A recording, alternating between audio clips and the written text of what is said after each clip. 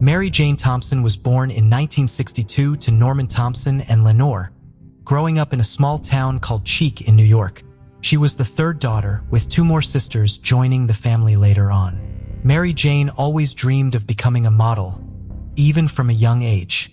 Despite her big dreams, she remained kind and thoughtful. After finishing high school in Cleveland, she began her journey. She lived in various big cities like California, Houston, and Los Angeles before settling in Texas. Her family remembers the last Christmas they spent together before Mary Jane moved away. She gave her sisters, Selena and Kathy, special gifts, but they didn't realize it would be their final holiday together. In 1983, at 21 years old, Mary Jane moved to Dallas, Texas, determined to make her dream of becoming a model come true. Her dreams were indeed huge, but the young girl never hesitated to work hard for them. During the 6 months of living in Dallas, Mary was working 2 jobs, full-time in a florist supply shop and part-time in a local restaurant. However, most of her income was spent on food. Went into paying for her acting and modeling classes, something she hoped would help her break into the industry. On February 11, 1984, at around 4:30 p.m., Mary Jane Thompson left her part-time job as a hostess at the restaurant near Lover's Lane and Greenway Drive. She took a bus to the Trinity Medical Clinic, located on the former Industrial Boulevard, to get a checkup for an ear infection. However, she was unable to do this as the clinic was closed. Tragically, that was the last time she was ever seen alive. 2 days later, on February 13, 1984, the authorities were called to a warehouse on the 2300 block of Irving Boulevard in the Stemmons corridor of Northwest Dallas, Texas. After a female body was discovered near the railroad tracks behind the warehouse, it was evident upon inspecting the crime scene that this was a homicide. Police quickly identified the victim as 21-year-old Mary Jane by an ID card found in a nearby gym bag. The bag contained one leg warmer, while the other was wrapped around her throat. Her pants appeared to have been cut from her body. The body bore a bite mark and numerous other bruises.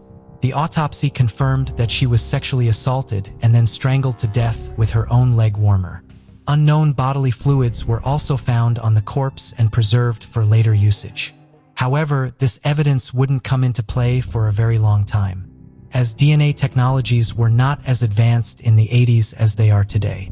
As authorities were unsuccessful in gathering further clues, the case began to turn cold. Although neither investigators nor the family lost hope despite decades passing by, there were no fresh leads to follow up on. Her family always posted her pictures and spread her story to keep her memory alive. It wasn't until 2009 any formal action could be taken in the progress of the investigation. Nearly 25 years later, in 2009, the Dallas Police Department reopened the case, and male DNA was discovered on swabs taken from Mary Jane's autopsy. But the DNA never matched a specific suspect, so the case went cold once again. In 2018, the police once again opened the cold case after Mary Jane's sister, Selena, called the investigators requesting a reinvestigation using new DNA technologies.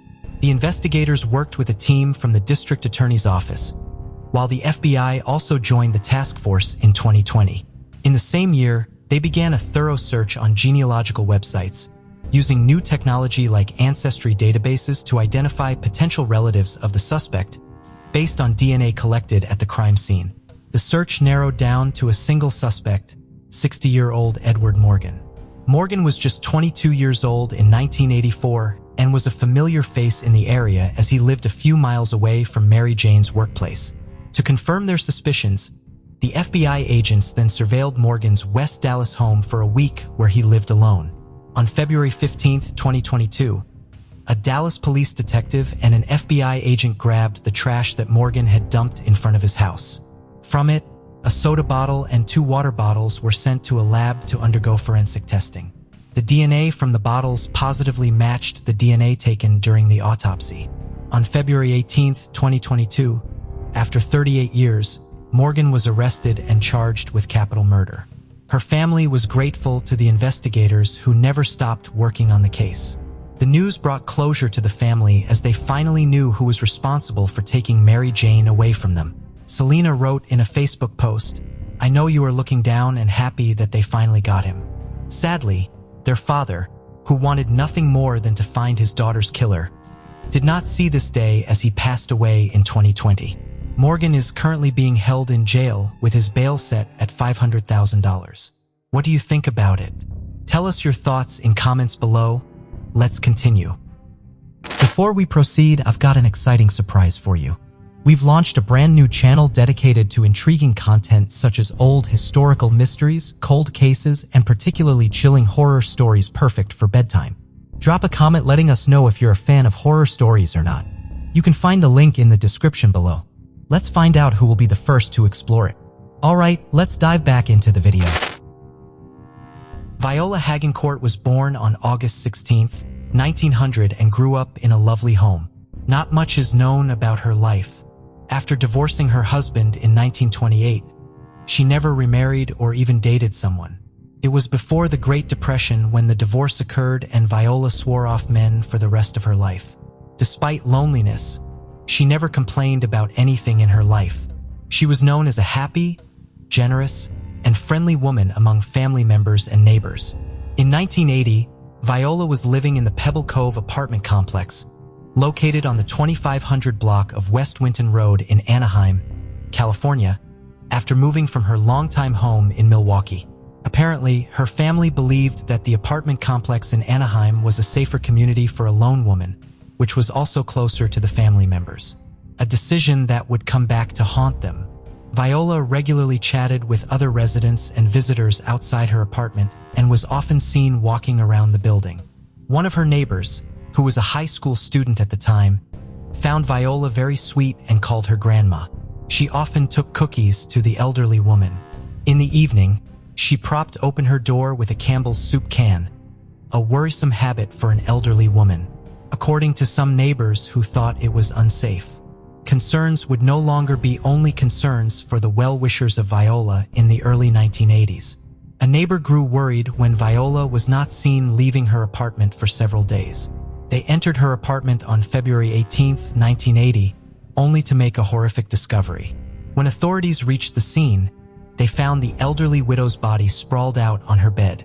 She was gagged with a torn pillow cover, which had been forced into her mouth. Multiple ribs of her body were broken due to a merciless beating.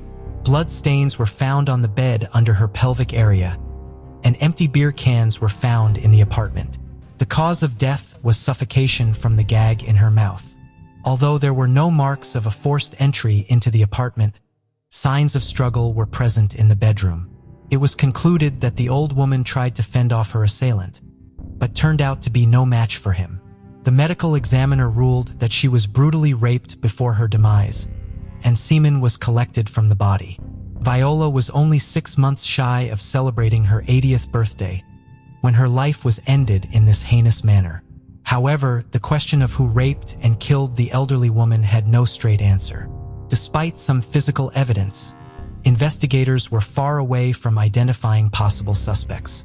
Eventually, they would have to wait 4 decades before the mystery would be solved. As years went by, this case became one of the oldest cold cases in Anaheim City. In September 2020, the detectives decided to reopen the cold case. It was time to reinvestigate the case under the light of new DNA technologies, which had successfully brought closure to several decades-old unsolved cases across the country.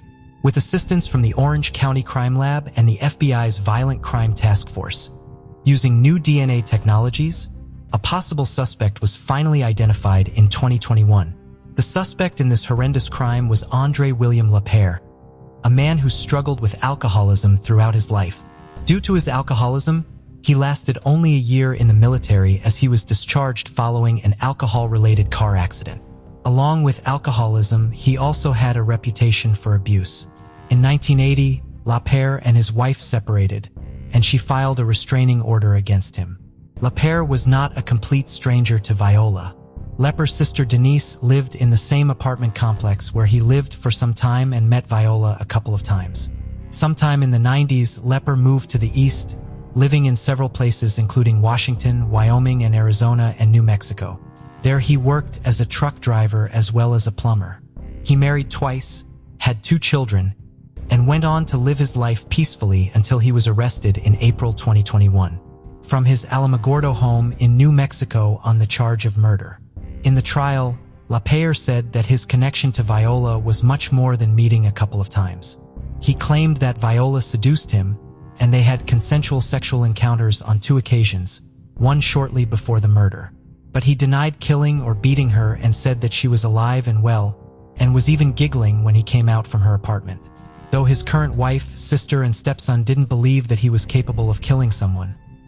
His story of being seduced sounded ridiculous, and the jury did not buy it. On May 13, 2022, a 65-year-old Andre William LaPayer was convicted of the murder and sentenced to life imprisonment for the murder of 79-year-old Viola Hagencourt in 1980. With a resolution after 41 years, Viola's family said in a statement, "Our grandmother, Viola Clara, was a beautiful, happy soul and did not deserve being violated in her final years of life." They were grateful, however, that the killer was brought to justice. Born on May 5, 1976, Sonia Mejia achieved the American dream at a young age. By 2006, at the age of 29, she was living with her common-law husband and her 8-year-old son and was 6 months pregnant with her second child. They lived in the Pleasant Fairway Apartments, located at approximately 11th West and 3900 South in Taylorsville, Utah. To support her family, she worked part-time at a local McDonald's. But the dream would be shattered one fateful morning in early February 2006. Sonia was home alone on February 9, 2006. At around 6 p.m., her husband returned home from work and made a gruesome discovery. He called the authorities after finding his wife breathless and unresponsive on the floor.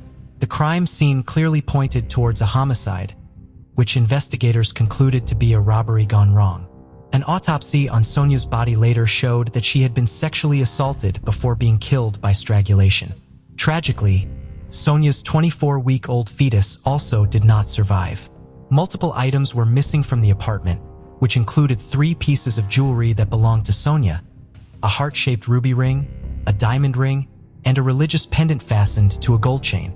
Her car, a gold 4-door Ford Escort, was also stolen from the apartment and was located 4 days later in the parking lot of the Fairfield Inn at 590 West and 4500 South. Unidentified fingerprints and DNA evidence were discovered inside her apartment in the form of a bag of Cheetos and a Coke bottle, items that were not supposed to be there. So investigators concluded that they must have belonged to the killer. Unexpectedly, the investigators found a witness after interrogating neighbors for information. At around 11:30 a.m. on the day of the murder, a neighbor saw a Hispanic male talking to Sonia at the front door of her residence. The witness then observed him entering the apartment and assaulting Sonia. The man grabbed Sonia by the throat and struck her with such force that she fell to the floor, and then the assailant kicked the door shut. Sadly, even after witnessing the violent attack, the neighbor failed to alert the authorities, which ultimately cost the young mother her life. The man was described as a short-haired Hispanic male with a medium build, approximately 5 feet 6 inches in height and 20 to 29 years in age. Though it was deemed enough evidence to identify a suspect, police were unable to do so despite having fingerprints and a physical description of a killer.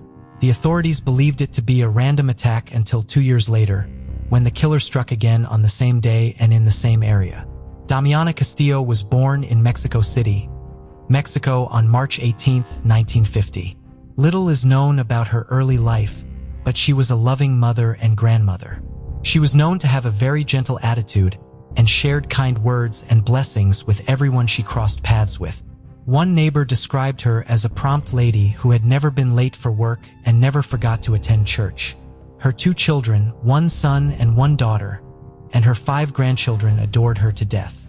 In 2008, 57-year-old Damiana lived at an apartment at 4000 South Redwood Road in Salt Lake City, Utah, just a mile from where Sonia Mejia used to live. On a tragic February morning, police would be called to witness a horrific crime scene. On February 9, 2008, Damiana's son went to check up on his mother after she did not show up at church like she did every Sunday. There, poor Damiana was lying in her apartment, partially covered with a pillow with ligature marks on her neck.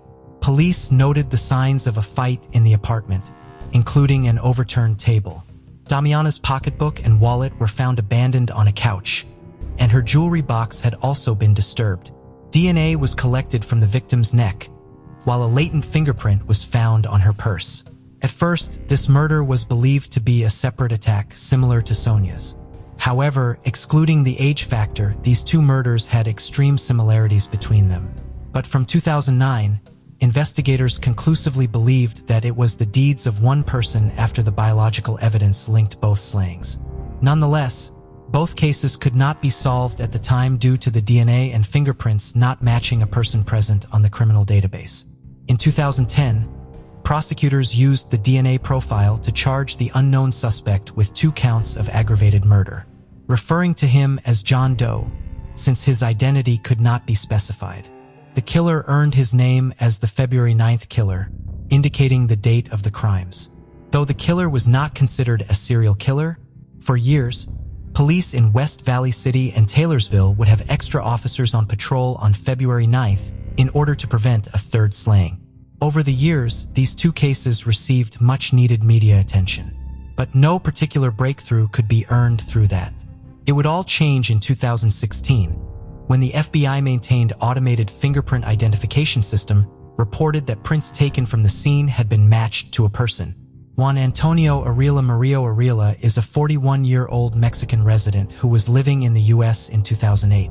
According to court records, he was arrested by Salt Lake City police in July of the same year for a fraud and theft case and pleaded guilty. The address listed for Arreola in the 2008 case was the same apartment complex where Sonia was killed. However, he had multiple other addresses listed in court records, and it was unclear if Arreola was indeed a neighbor of either Sonia or Damiana.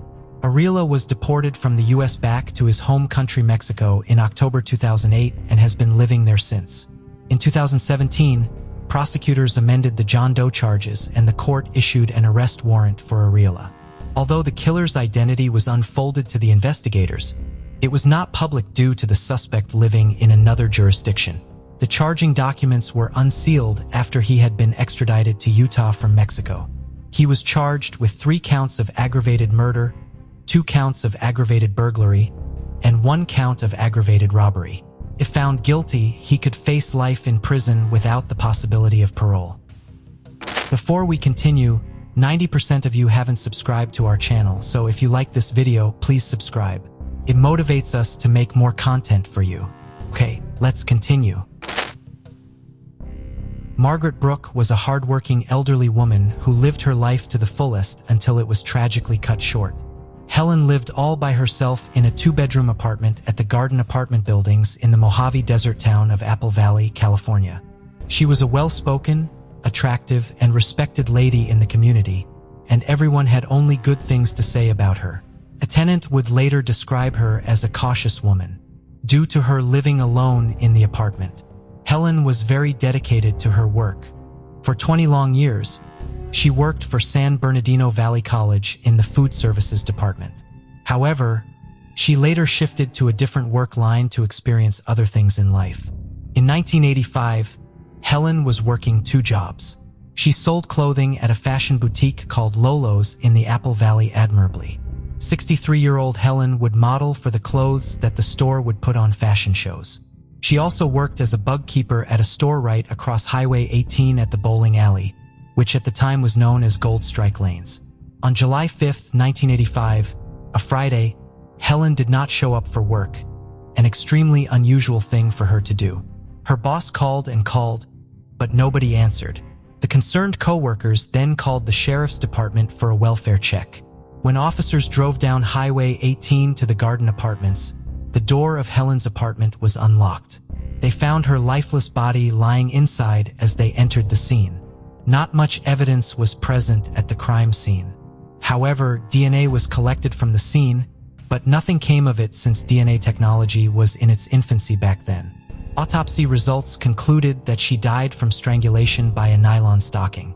Despite conducting several interviews and polygraph tests, detectives could not identify a positive suspect, and the Apple Valley murder case remained unsolved for many years. In 2009, the case was re-examined and numerous items were sent for DNA testing. A DNA profile was developed for a suspect, but there were no matches in the DNA database. In 2021, cold case homicide investigators reopened the case and conducted further analysis of the unidentified DNA profile. The testing produced positive results, identifying a suspect named Robert Eugene Wertman. Wertman was a former resident of Apple Valley who lived close to Highway 18. The name was not entirely unknown for the investigation. As a matter of fact, Wertman was considered a person of interest in the original investigation and was even interrogated at the time. Investigators learned that Wertman, then 37, met Helen in the days before her murder and returned to her apartment between July 3rd and July 5th.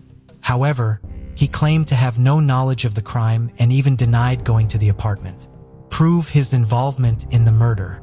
As fate would have it, he didn't stay a free bird for long. In August 1985, just a month after he murdered Helen, Wertman was arrested on suspicion of attempting to rape a woman at the Cocky Bowl restaurant and bar on Highway 395 in Victorville. He also had a Sonoma County rape conviction from 1978. With an extensive sexually violent criminal history, Wertman died in prison in 1995 while serving a 22-year sentence in San Bernardino County. Janet K. Yeary was born on May 14, 1953, as the only daughter of Winford and Mary and Runyon. She grew up in a nice house in Tipton, Indiana, with her two brothers. After graduating from Tipton High School in 1971, she focused on starting a family. By 2004, at the age of 51, Janet lived in Kokomo, Indiana, near her daughter.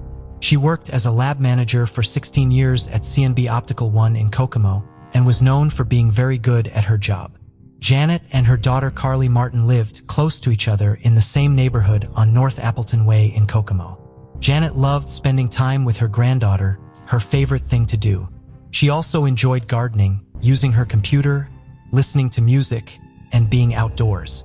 Holidays were important to Janet, and she loved cooking big meals for her family, even if it was a small gathering. On Thanksgiving in 2004, Janet prepared a large meal at her home for her family to enjoy. Unfortunately, it would be the last thing she ever did. The next day, which was Black Friday, Carly became worried when Janet didn't show up for the Thanksgiving dinner they had planned. Panic struck her when repeated calls were unanswered. She had a gut feeling that something terrible had happened. Growing concerned, she went to her mother's place to check in on her. The garage door of Janet's home was open. Carly unlocked the front door with a key and walked into her mother's home. There, 51-year-old Janet was lying, dead. The turkey was in the oven, which was still running. The conditions of her body, it was apparent that she had been brutally murdered. With a broken heart and tears in her eyes, Carly called the police. The Kokomo Police Department arrived at the house a few minutes later. There was not much evidence to collect from the crime scene. Although some blood was found at the crime scene, it was not enough to build a DNA profile. Police theorized that Janet most likely did not know her attacker, but let them in for some reason. Preliminary reports suggested that a struggle had taken place between Janet and her attacker. From the fact that the food had been left half done, they also concluded that Janet had been dead from the day of Thanksgiving. The murder shocked the close-knit community of Kokomo. No one had any idea who would want to kill a sweet old lady who greeted everybody. The crime scene was not giving away anything either. Although Janet's mourning family wanted nothing more than for her killer to be caught, with a lack of evidence, the investigation was not going anywhere. There were some sightings of a possible killer, as police found out in their investigation. Some neighbors had seen a white vehicle leaving the area at high speed around the time Janet was murdered. Still, the information did not lead the police anywhere. A ray of hope was seen 2 months after the murder when police identified a person of interest. Danny Case, a resident of Peru, had reportedly been going door to door to call for a ride. He seemed like a possible killer after a previous report indicated that Danny had been wanted in Miami County on suspicion of murder. 2 months later, on January 25, 2005, investigators got a big break when Danny ended up being apprehended, when he was arrested at Indianapolis International Airport on an outstanding warrant. But before Kokomo detectives could speak to him, he hung himself in his holding cell at the airport. According to Kokomo police, all the evidence pointed towards one man, Danny Case. However, there was insufficient physical evidence linking the deceased man to the crime. For years, people speculated the possibility of Danny being the killer of Janet, without ever coming to a conclusion. Perhaps the case would remain forever in the cold case files, if a witness had not come forward decades later. On January 14, 2022, Kokomo police announced the closure of Janet Yeri's murder case, due to a recent break in the investigation. According to the police, an acquaintance of Danny Case had recently come forward and told investigators that Danny once confessed to him about killing an elderly woman on North Apperson, right where Janet lived. The acquaintance had further said that Donnie knocked on the woman's door, asked about using her phone to call for a ride, and then killed her. In addition to Janet's death, Danny had also reportedly told the acquaintance that he had beaten an elderly man to death in Howard County. In light of this new information, Kokomo County investigators met with Yuri's family regarding the closure of Janet's case. After a lengthy conversation, the family finally agreed to officially close the case with an exceptional clearance due to the suspect being deceased. So after 17 years, this cold case was solved with the perpetrator eluding mortal justice. We understand this is a difficult time for the family, as these conversations open the wounds that the senseless tragedy left with her family. A statement said in the press release, "Our condolences remain with Janet Yeri and her amazing family. We pray for peace for all of you." On the morning of July 15, 1982, a gravedigger found a badly decomposed body of a woman at Cedar Ridge Cemetery in Blairstown, New Jersey. She was lying on her back near a steep bank by a creek. Her face was severely beaten, making it hard to recognize her, and her eye color couldn't be seen. She wore a red shirt and a peasant-style skirt, but no underwear was found. It was difficult to determine if she had been sexually assaulted due to the advanced decay. A gold cross necklace was tangled in her hair, and she wore earrings on her left ear. Red nail polish was on her right hand, but not on the left. There were no surgical scars, birthmarks, or tattoos. Her front two teeth were darker than the others. No signs of assault were found. Forensic experts estimated her age to be between 14 and 18, and she had never been pregnant or given birth. The body had been exposed to the elements for days or possibly weeks before it was found. The hot and humid weather conditions made it more difficult for the forensic department to determine the specifics surrounding the time of death, revealed that she had attempted to fight back against the attacker. On January 22, 1983, Jane Doe was given a proper burial. Sadly though, no family members were present at her funeral as her identity remained a mystery. Moved by the tragic story of this poor young woman, the townspeople donated the cost of the victim's coffin, headstone, and burial plot. Dead among strangers, remembered by all, were the heartbreaking markings on the tombstone. There was a possible sighting of Princess Doe before her murder. In an attempt to find information about this unidentified victim, detailed pictures of her clothing were shared with the public. After seeing images of the clothing in a newspaper, a woman reported to officials that she remembered seeing a girl wearing the same clothing purchasing on July 13, 1982, just 2 days before her body was found. However, like several others, this lead led nowhere. On June 30, 1983, Princess Doe became the first person to be entered into the FBI's National Computerized Unidentified Deceased Files. Through the years, the focus was shifted to many suspects, ranging from local residents to serial killers. However, all of them were eventually cleared, and frustratingly, police were back at square one. For many years, Princess Doe was wrongly thought to be Diane Janice Dye, a missing teenager from San Jose, California, who vanished on July 30, 1979. This theory held court with several law enforcement officials in the state of New Jersey, and who went so far as to declare Diane Dye as Princess Doe in a press conference. However, Lieutenant Eric Krantz, Princess Doe case's original lead investigator, maintained that Diane Dye was not a plausible candidate for Princess Doe's identity. Krantz's insights were backed up by Diane's family and the investigators in California who were disgusted by the conduct of the New Jersey law enforcement. Princess Doe's DNA was compared with a DNA sample from Diane's mother Patricia, and it was conclusively determined that Diana Dye was not Princess Doe. In 2005, a convicted serial killer named Arthur Kinlaw wrote a letter to the police, expressing his desire to confess to another murder. According to the New York Times, Kinlaw had previously been charged with killing and dumping a girl's body in the East River. In 2005, Kinlaw, whom the police believed had run a prostitution ring in the past, wanted to tell the investigators about a young woman he had murdered in New Jersey. However, Kinlaw's claims couldn't be corroborated by the police due to a lack of substantial evidence at that time. Though investigators had collected DNA evidence from Princess Doe's body, it was only in recent years that they were able to test her earthly remains. In 2007, the body was exhumed and the University of North Texas Center for Human Identification analyzed the skeletal remains of Princess Doe. In 2012, a composite sketch was made to identify Princess Doe using DNA technologies, but it didn't lead to any new information. Then, in 2021, the Astrea Forensics Lab analyzed DNA from her teeth and eyelashes, and were successfully able to extract DNA from those samples, which were initially thought to be of no value. Indeed, Princess Doe's eyelashes and teeth were the keys to discovering her identity. After the first clue was grasped, other details started filling in. In 2022, investigators were able to finally identify Princess Doe as Dawn Olenek, a 17-year-old Long Island resident. Princess Doe's 40th anniversary was the day marked for the announcement of her identification. Dawn Olenek was born in a Christian home on August 5, 1964 in West Babylon, New York. In 1982, 17-year-old Dawn was a high school junior living with her mother and sister in Bohemia, New York.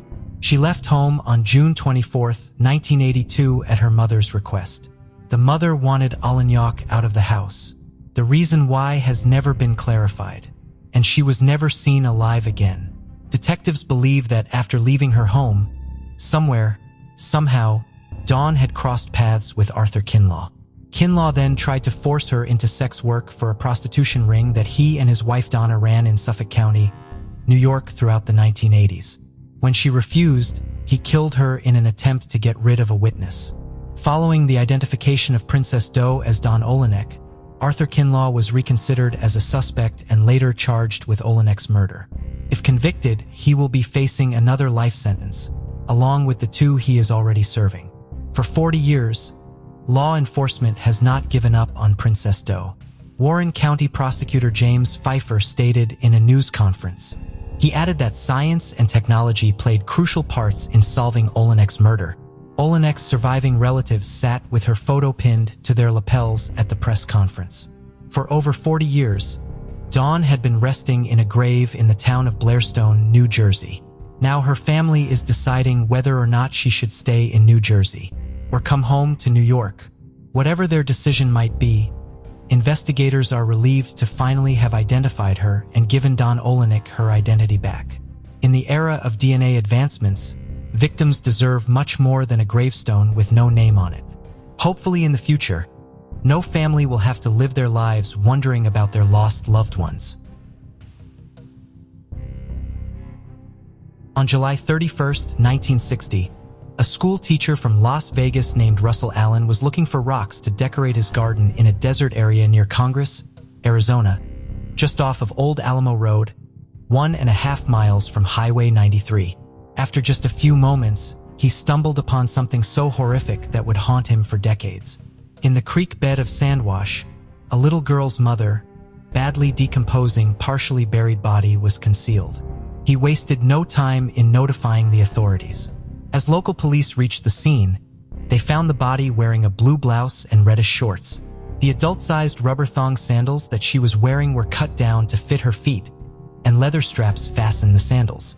Her perfect set of baby teeth remained intact. Her toenails and fingernails were painted bright red.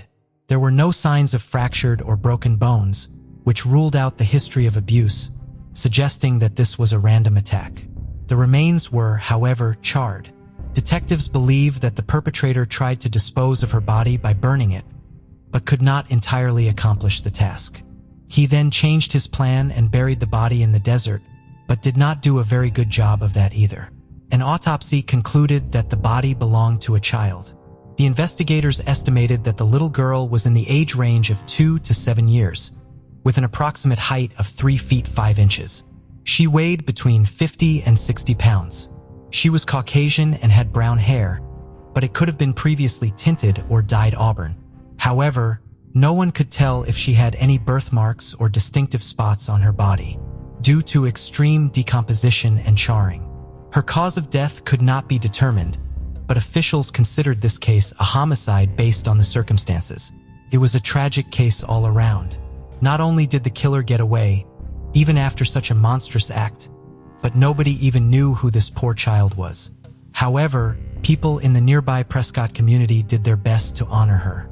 Residents in the nearby central North Arizona community of Prescott raised money for a funeral and even arranged florists.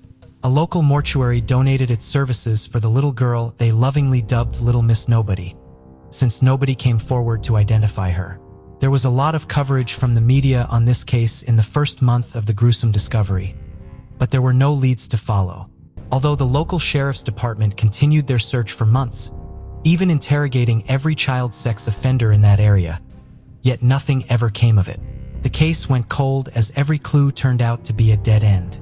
Throughout the years, many desperate families came to the sheriff's department asking if she was their missing child, but none were a match. Then in 2021, the Yavapai County Sheriff's Office, a Texas-based laboratory, to see if advanced DNA testing could help solve the mystery of Little Miss Nobody. Although the preserved evidence was not strong enough for reconstruction and building a DNA profile with improved technology, the lab built a DNA profile that had not been possible in the past. Indeed, the lab returned the identity to authorities in February 2022, and the mystery surrounding a little girl's identity was finally solved after 6 decades. Little Miss Nobody was 4-year-old Sharon Lee Gallegos. She was born on September 6, 1955, with her mother, grandmother, and 6 other relatives. Sharon and her 2 older siblings lived in Alamogordo. She had no contact with her soldier father since he left the family when Sharon was a baby. The Gallegos were not wealthy. The love was unconditional in this tight-knit family.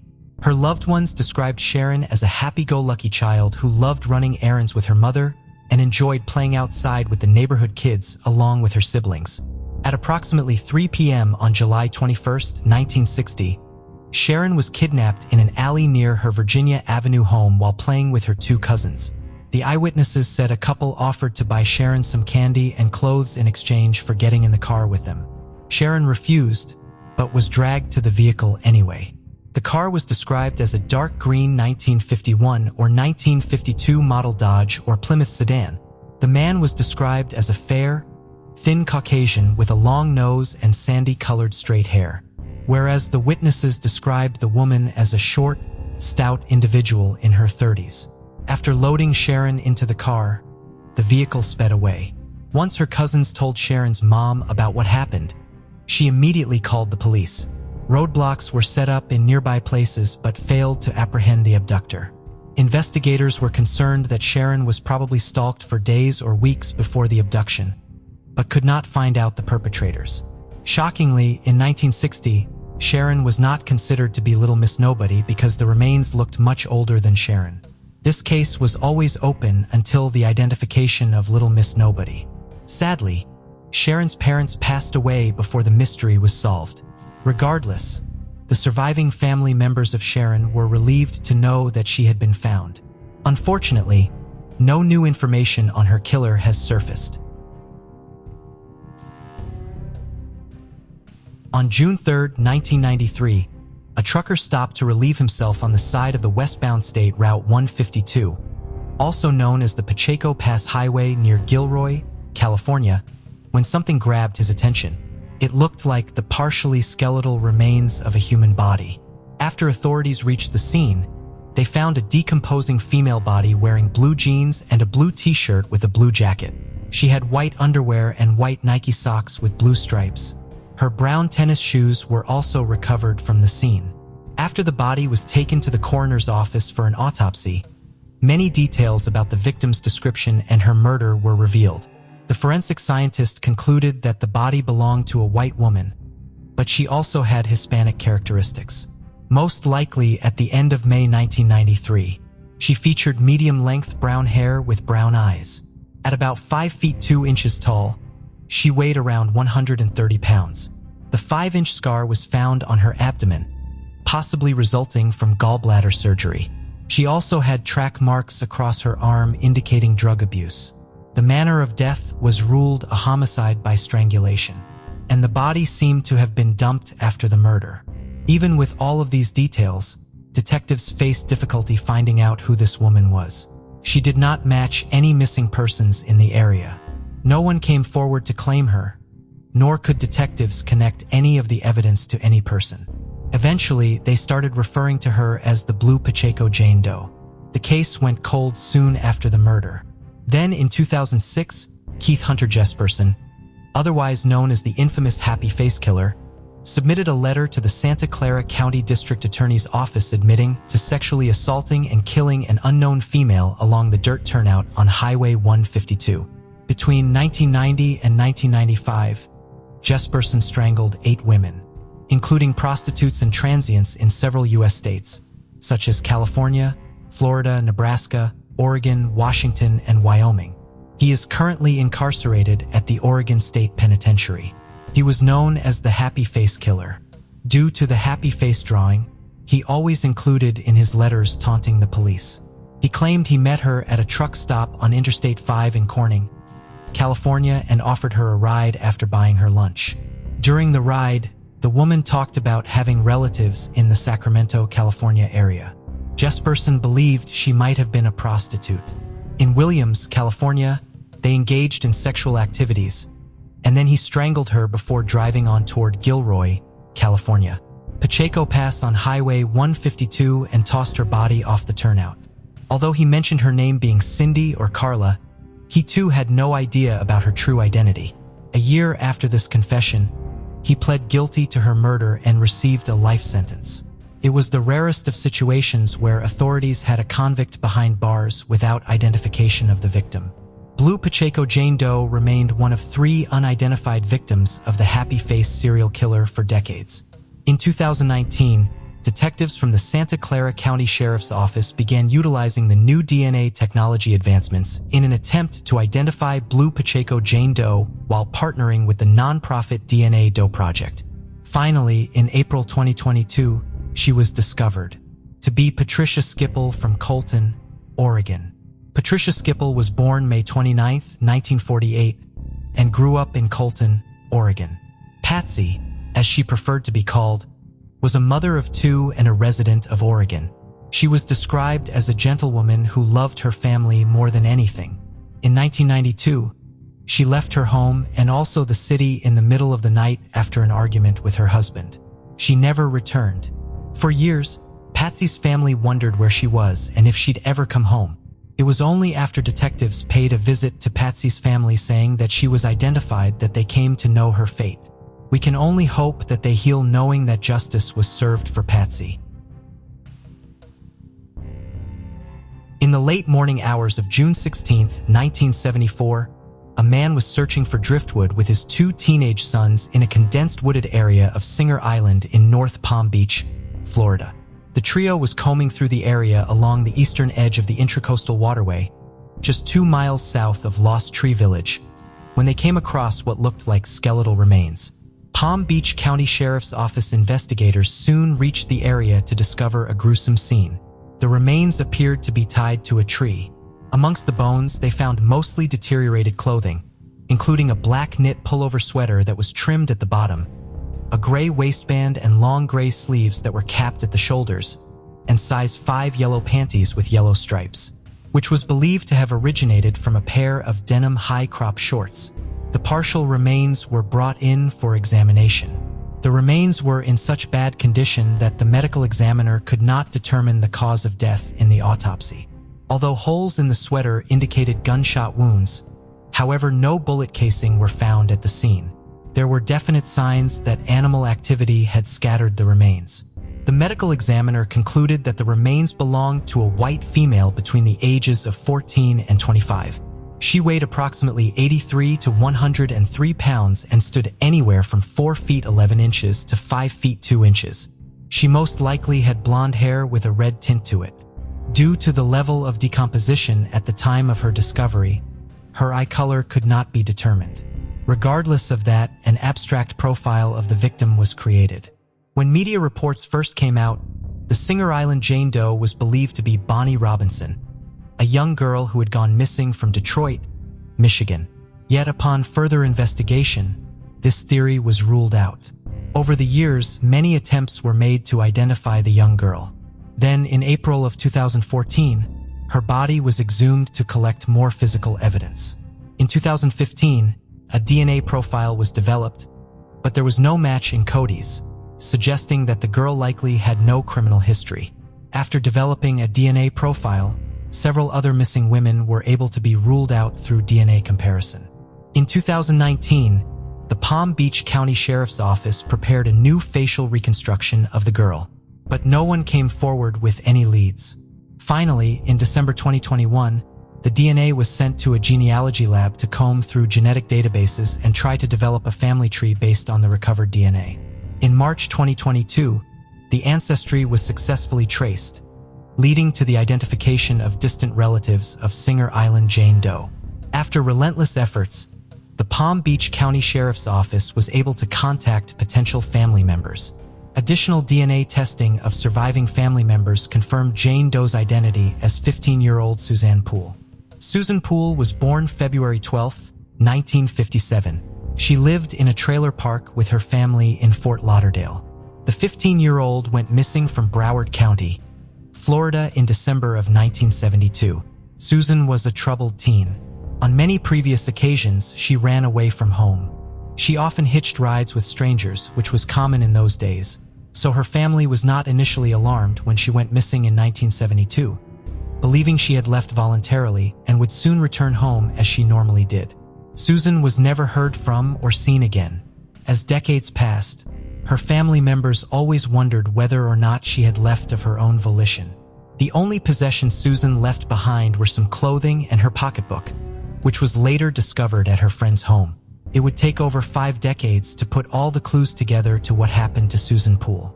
The saddest part of this is, despite getting her identity back 50 years after her tragic demise, her parents did not live long enough to see this day. There are still no leads as to who her killer was. On July 10, 1991, the staff of the Whitehall Motel in El Dorado, Arkansas heard a gunshot from room 121. Moments later, a man was seen fleeing the scene with a gun in his hand. While people at the hotel called 911, the man ran to the parking lot and sped away in a car. When police entered the room, they discovered a deceased woman with a gunshot wound to the head. She was between 5 feet 10 inches and 5 feet 11 inches and weighed 162 pounds. The victim was a Caucasian woman between the ages of 18 and 30.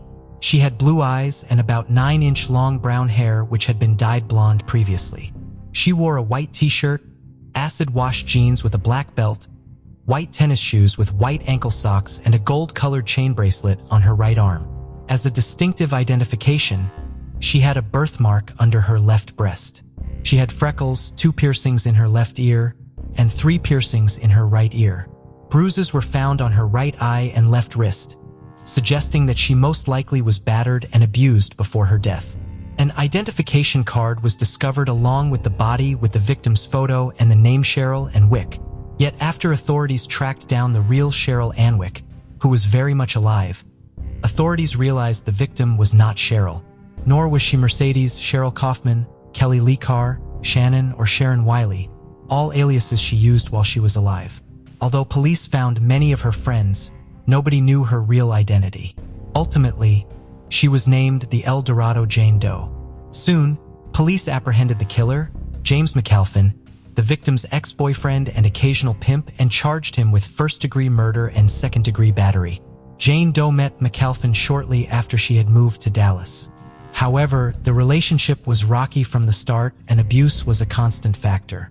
Throughout her relationship, She was in and out of the emergency room to treat the injuries inflicted by her boyfriend. The situation deteriorated so quickly that even the local police, along with her friends, tried to get her out of the relationship. That effort was successful when in June 1991, Jane Doe left McAlpin despite his repeated threats to kill her. Jane Doe then went to live at a friend's apartment. McAlpin's threats continued after he learned that she was seeing someone else. Jane Doe finally met with McAlpin after he called, promising her money. They set up a meeting at the Whitehall Motel. Her friends warned her not to go, but she went anyway. She said she needed the money to send presents to her children. It was revealed that the argument started right after Jane Doe entered the motel room, where McAlpin was already there waiting for her. She ran out of the door at some point, but he chased her to the parking lot and dragged her back to the room. Moments after a gunshot was heard, McAlpin then fled the scene. McAlpin's version of events was a bit different though. He claimed that she snatched the gun from him and shot herself. He then fled, fearing that he would be blamed. For obvious reasons, the jury did not buy his story. McAlpin ended up accepting a plea deal for second-degree murder and was sentenced to 15 years for the crime. In all of this chaos, one thing remained unchanged: the confusion regarding Jane Doe's identity. Who was she? After McAlpin's arrest, police hoped to unravel the victim's identity, but he declined to reveal anything without money in exchange for information. However, detectives believed that McAlpin had no idea about her true identity since he knew her as Mercedes. A Bible was also found in Doe's possession that contained several names of the Stroud family.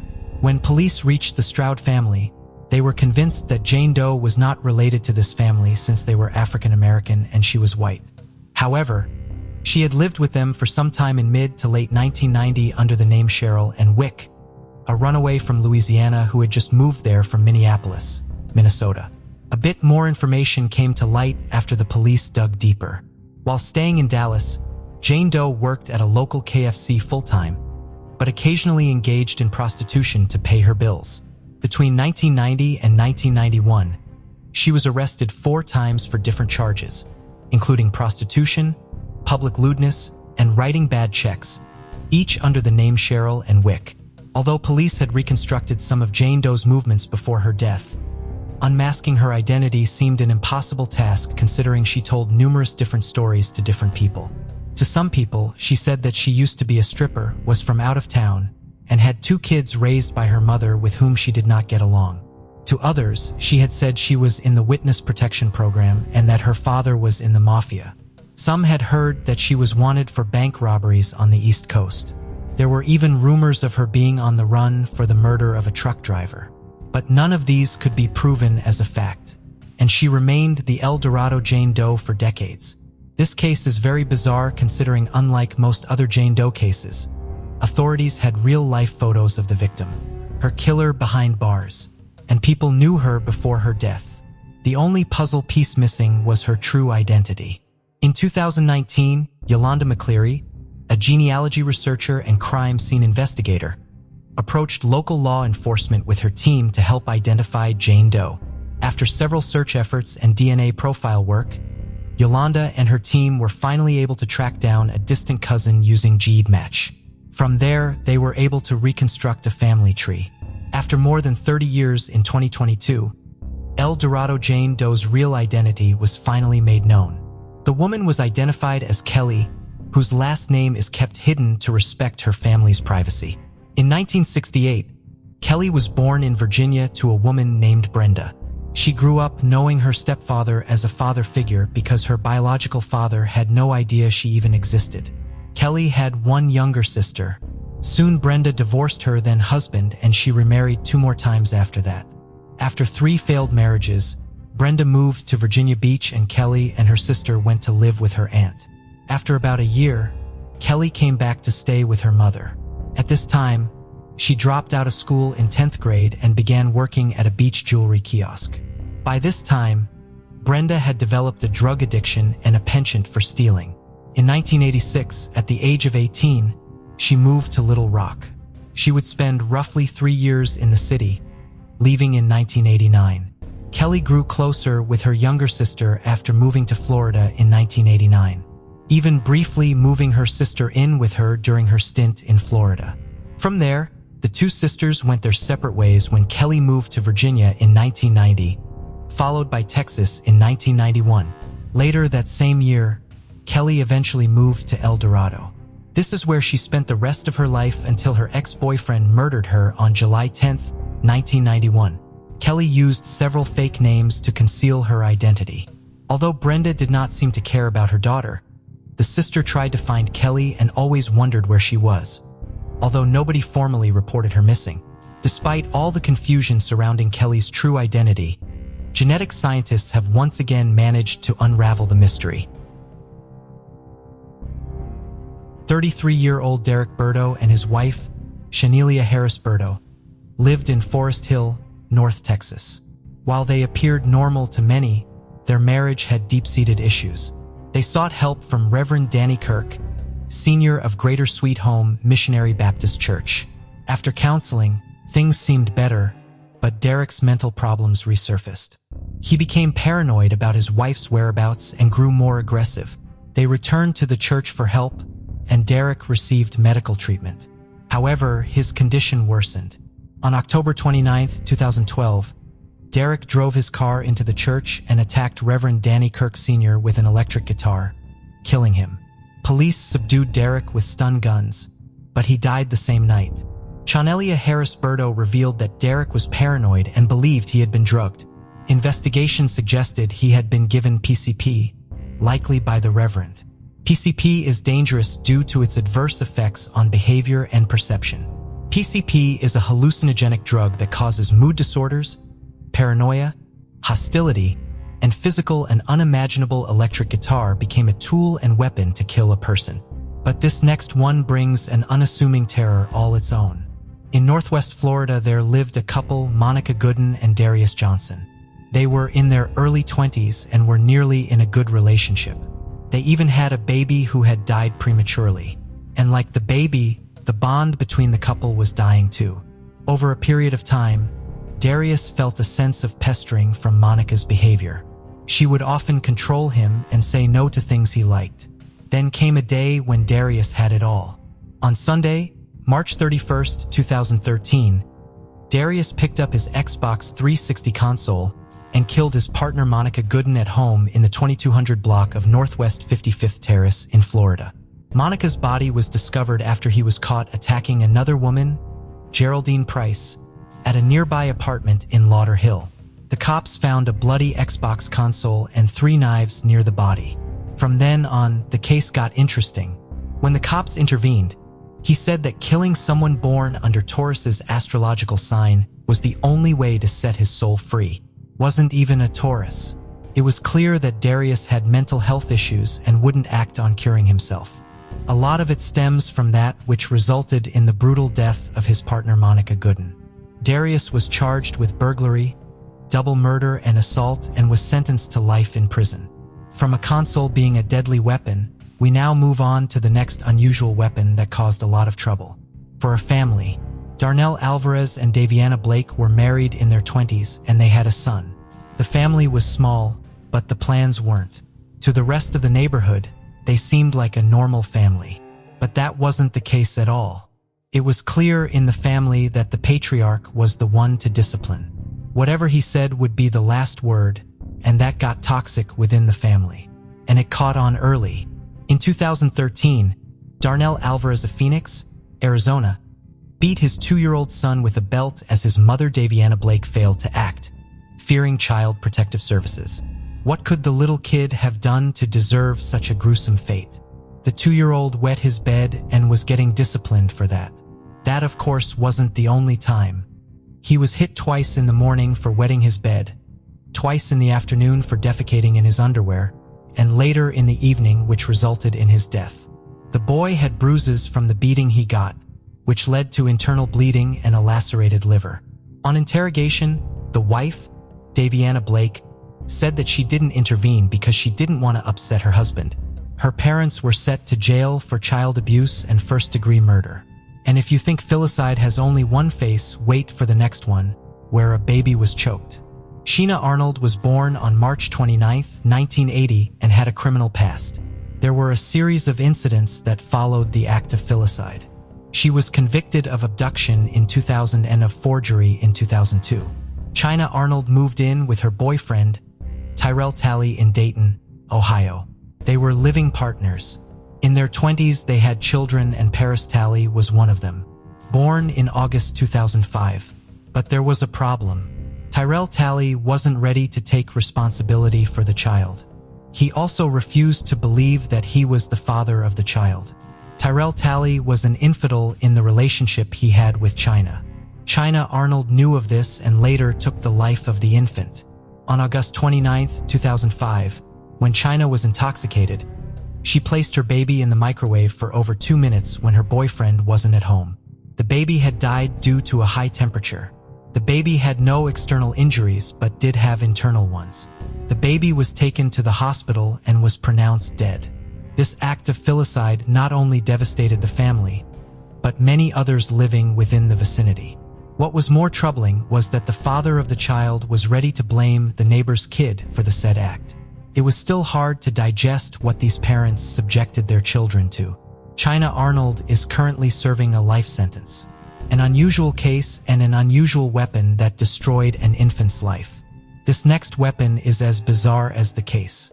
In April 2006, 29-year-old Patricia Ann McCullum was killed at Ravenwood Apartments on Old Kings Road. The killer was 61-year-old Jimmy Hackley. But how did he do it? It was his sweatpants through which he strangled the lady so vigorously that the blood vessels in her eyes burst. It took some time for the 61-year-old to do the act, but somehow he managed to do it. Jimmy tied Patricia up with a pair of pajamas and choked her with sweatpants. Before the murder, he had called Patricia several times, and that was how the investigators could connect him to the case. Moreover, Jimmy's relative also testified that Jimmy had shown up at his apartment looking distraught and asking for a ride out of town. The police found DNA evidence at the crime scene, which later resulted in the arrest of Jimmy Hackley. Jimmy now faces a life sentence. From sweatpants being a weapon of strangulation, we now move on to socks, which became a crucial part of the murder. Joanna Yates was a landscape architect from Hampshire, England, who lived with her partner in a large house in Bristol, England. She was really good at her profession and had many projects to her name. And to celebrate her success, she went out with her colleagues on the 17th of December 2010. And after that night, she had gone missing. There were many media reports and rumors around this case as it was heavily televised for the masses. After 9 days of searching, on December 25, 2010, the police found the body in Phelan. The landlord, Christopher Jeffries, was arrested and later released, but was vilified by the media. It was heavy duty for the cops as there was media pressure, public pressure, and a lack of willingness in their act. There was another man, an occupant of the third flat in the same building, Vincent Tabak, a 32-year-old architectural engineer. He was arrested on January 20, 2011. After 2 days, he was charged with the murder of Joanna Yates. The prosecution had enough evidence to prove that Tabak was the murderer, and his trial started on October 4, 2011. Everyone had one question in mind. What exactly went down? Tabak killed Joanna in her apartment within minutes of her arrival. Tabak was tall, so he used all of his strength and might on her, forcing himself by pinning her down. He later dumped her body in Phelan, North Somerset, England, which the cops found on the 25th of December 2010. Tabak's DNA was found on the back of her knees, and he was sentenced to life in prison. All this time, the media had a major role to play. They became the outlet for the said crime, and many viewers were subjected to voyeurism. Come into the picture. Tabak used the sock that she wore to suffocate her and then strangle her. He later kept the sock with himself while the media trial was going on, up until his arrest. A sock took the life of a talented woman. But there are more unusual weapons on the list. Edward Benson and Katie Benson were an old married couple in their 60s. They had a normal family with 7 children and grandchildren who looked after them, but they preferred to live alone in West Milton, Ohio. The couple was in a stage of life where they were content, but that wasn't the case in its entirety. In the early hours of May 22, 1991, Katie Benson was beaten with a banjo in the head, and the second one was used after the first was destroyed by her husband, Edward Benson. Edward was charged with aggravated murder and was being held in the Miami County Jail. Katie Benson suffered massive injuries and later died while on the way to the hospital. It was a gruesome act by a family man. He was a banjo player in the Blue Cross Band. There were no concrete reasons as to why Edward would hit Katie. There was no history of domestic violence, only that they lived alone and the neighbors were well aware of them. The banjo made the act gruesome, and with the next weapon, it is quite horrific. The use of toilet lids as a weapon of murder has been a tool for film directors to show anger wrapped in violence for the characters of mob bosses. But in this case, it isn't the tool of cinema nor the tool of anger. It is rather bloody. In 2006, Marvin Joseph Hill, a 49-year-old pizza delivery man, used a stun gun to disable the 29-year-old Christina Jeanette Eubanks when she turned down his sexual advances. He then assaulted and murdered her by bashing her head repeatedly with the lid of her toilet seat. While on trial, he said that he dragged her from her apartment using a dog leash around her neck in Fort Sanders, Knoxville, Tennessee, and then dumped her body wrapped in a carpet in North Knoxville Creek. Marvin was sentenced to life in prison. From the toilet lid, we now move on to a pickle jar being used as a weapon. Daniel Cover-Basic was 12 when a 55-year-old man, Dwayne Hurley, approached him to take care of his dog while he ran an errand. Little did the 12-year-old know that it was the beginning of his grooming session. The parents were concerned at first, but when they found nothing on the 55-year-old, they let their son spend time with him. To their surprise, Dwayne Hurley offered to help the family when they were in a slump. The parents were extremely shocked to discover that on January 20th, 2010, Dwayne Hurley was murdered in their very home by their son. Daniel Cover-Basic smashed a pickle jar on the head of Dwayne Hurley and stabbed him 55 times until his knife broke. The victim was seen in a storm of anger. It was later found that the 55-year-old had been sodomizing the 12-year-old for a while. Dwayne Hurley was a pedophile, and the officials found child pornographic material on his computer. Daniel was sent to house arrest and was later released. After the deadly use of the pickle jar, we now move to a crucifix as an unusual weapon. Karen Walsh was a 45-year-old pharmacist in Newry. She was well-to-do and had a 2-year-old son. Marie Rankin was an 81-year-old Catholic living in Newry. She was Orthodox. They would often cross paths, exchanging pleasantries with each other.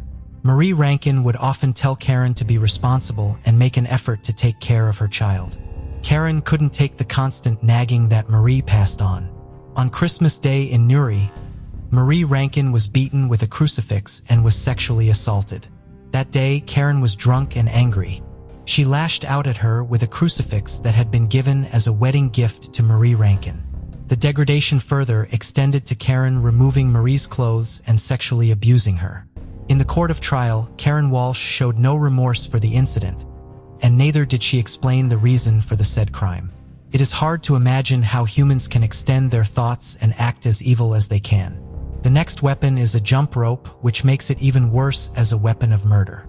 In the Bronx lived a 5-year-old girl, Monique Fulgham, with her grandmother, mother, aunt, 4 siblings, and several other cousins.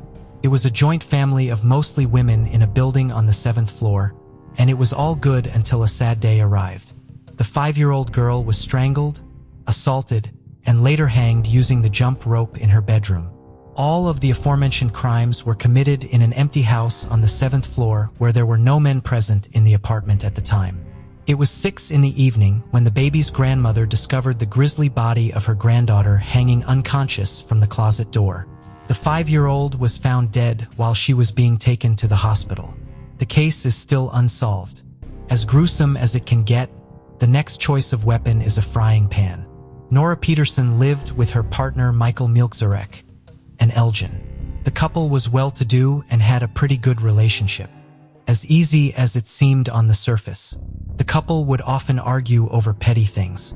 And one fine day, Nora Peterson struck her boyfriend with a frying pan over an argument that the couple have had. She hit him multiple times in the head. After the hit, he fell and then stopped breathing. Nora herself called the cops, and the scenario was then explained. It was later discovered that her boyfriend was hit with several other things. Nora was sentenced to jail for 22 years or first-degree murder. After the frying pan is used to kill, there is the fireplace poker, which acts as this tool of murder. In 2013, a burglar broke into a farmhouse to steal valuables, and when he was caught, he used the fireplace poker to hit the owner of the house. His intention to steal was fulfilled, but his unintentional killing led him to kill the other two. Meet Jaron Custer, who was charged with 3 counts of first-degree murder and burglary. After killing the owner of the farmhouse, he waited and killed the other 2 siblings later that evening. The bodies of Dean, Gary, and Chloe were all found by the police. The 2 brothers had multiple blunt force traumas to the neck and head, while Chloe had multiple blunt force traumas to the head along with stab wounds. He was sentenced to life in prison. And now we move to the last murder weapon on this list, which already seems deadly. Esteban Castillo and William Vasconello were good friends living in New Jersey. They would often work out and talk about life beyond being bodybuilders. But one fine day, Esteban Castillo was in a heated argument with William in his apartment in Paterson, New Jersey. Esteban used a 25-pound metal dumbbell and hit his friend multiple times until he died. He was charged with aggravated manslaughter. Esteban Castillo faces 15 years in prison, and to this day it is unclear what they were arguing about. A friend, a baby, a son, and a relative were all lost in these cases, and the choice of weapons used was all in proximity. Caledonia Charter Township, located in Kent County, Michigan, has a history dating back to its organization as a survey township in 1838. Situated about 10 miles southeast of Grand Rapids, it's part of the Grand Rapids metropolitan area. However, this seemingly normal location became the backdrop for a grim series of events.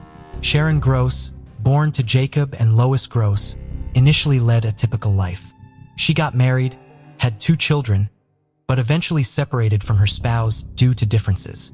Struggling with loneliness after the separation, Sharon turned to drugs for comfort. Despite wanting to quit, her addiction pushed her into sex work to sustain herself and her drug habit.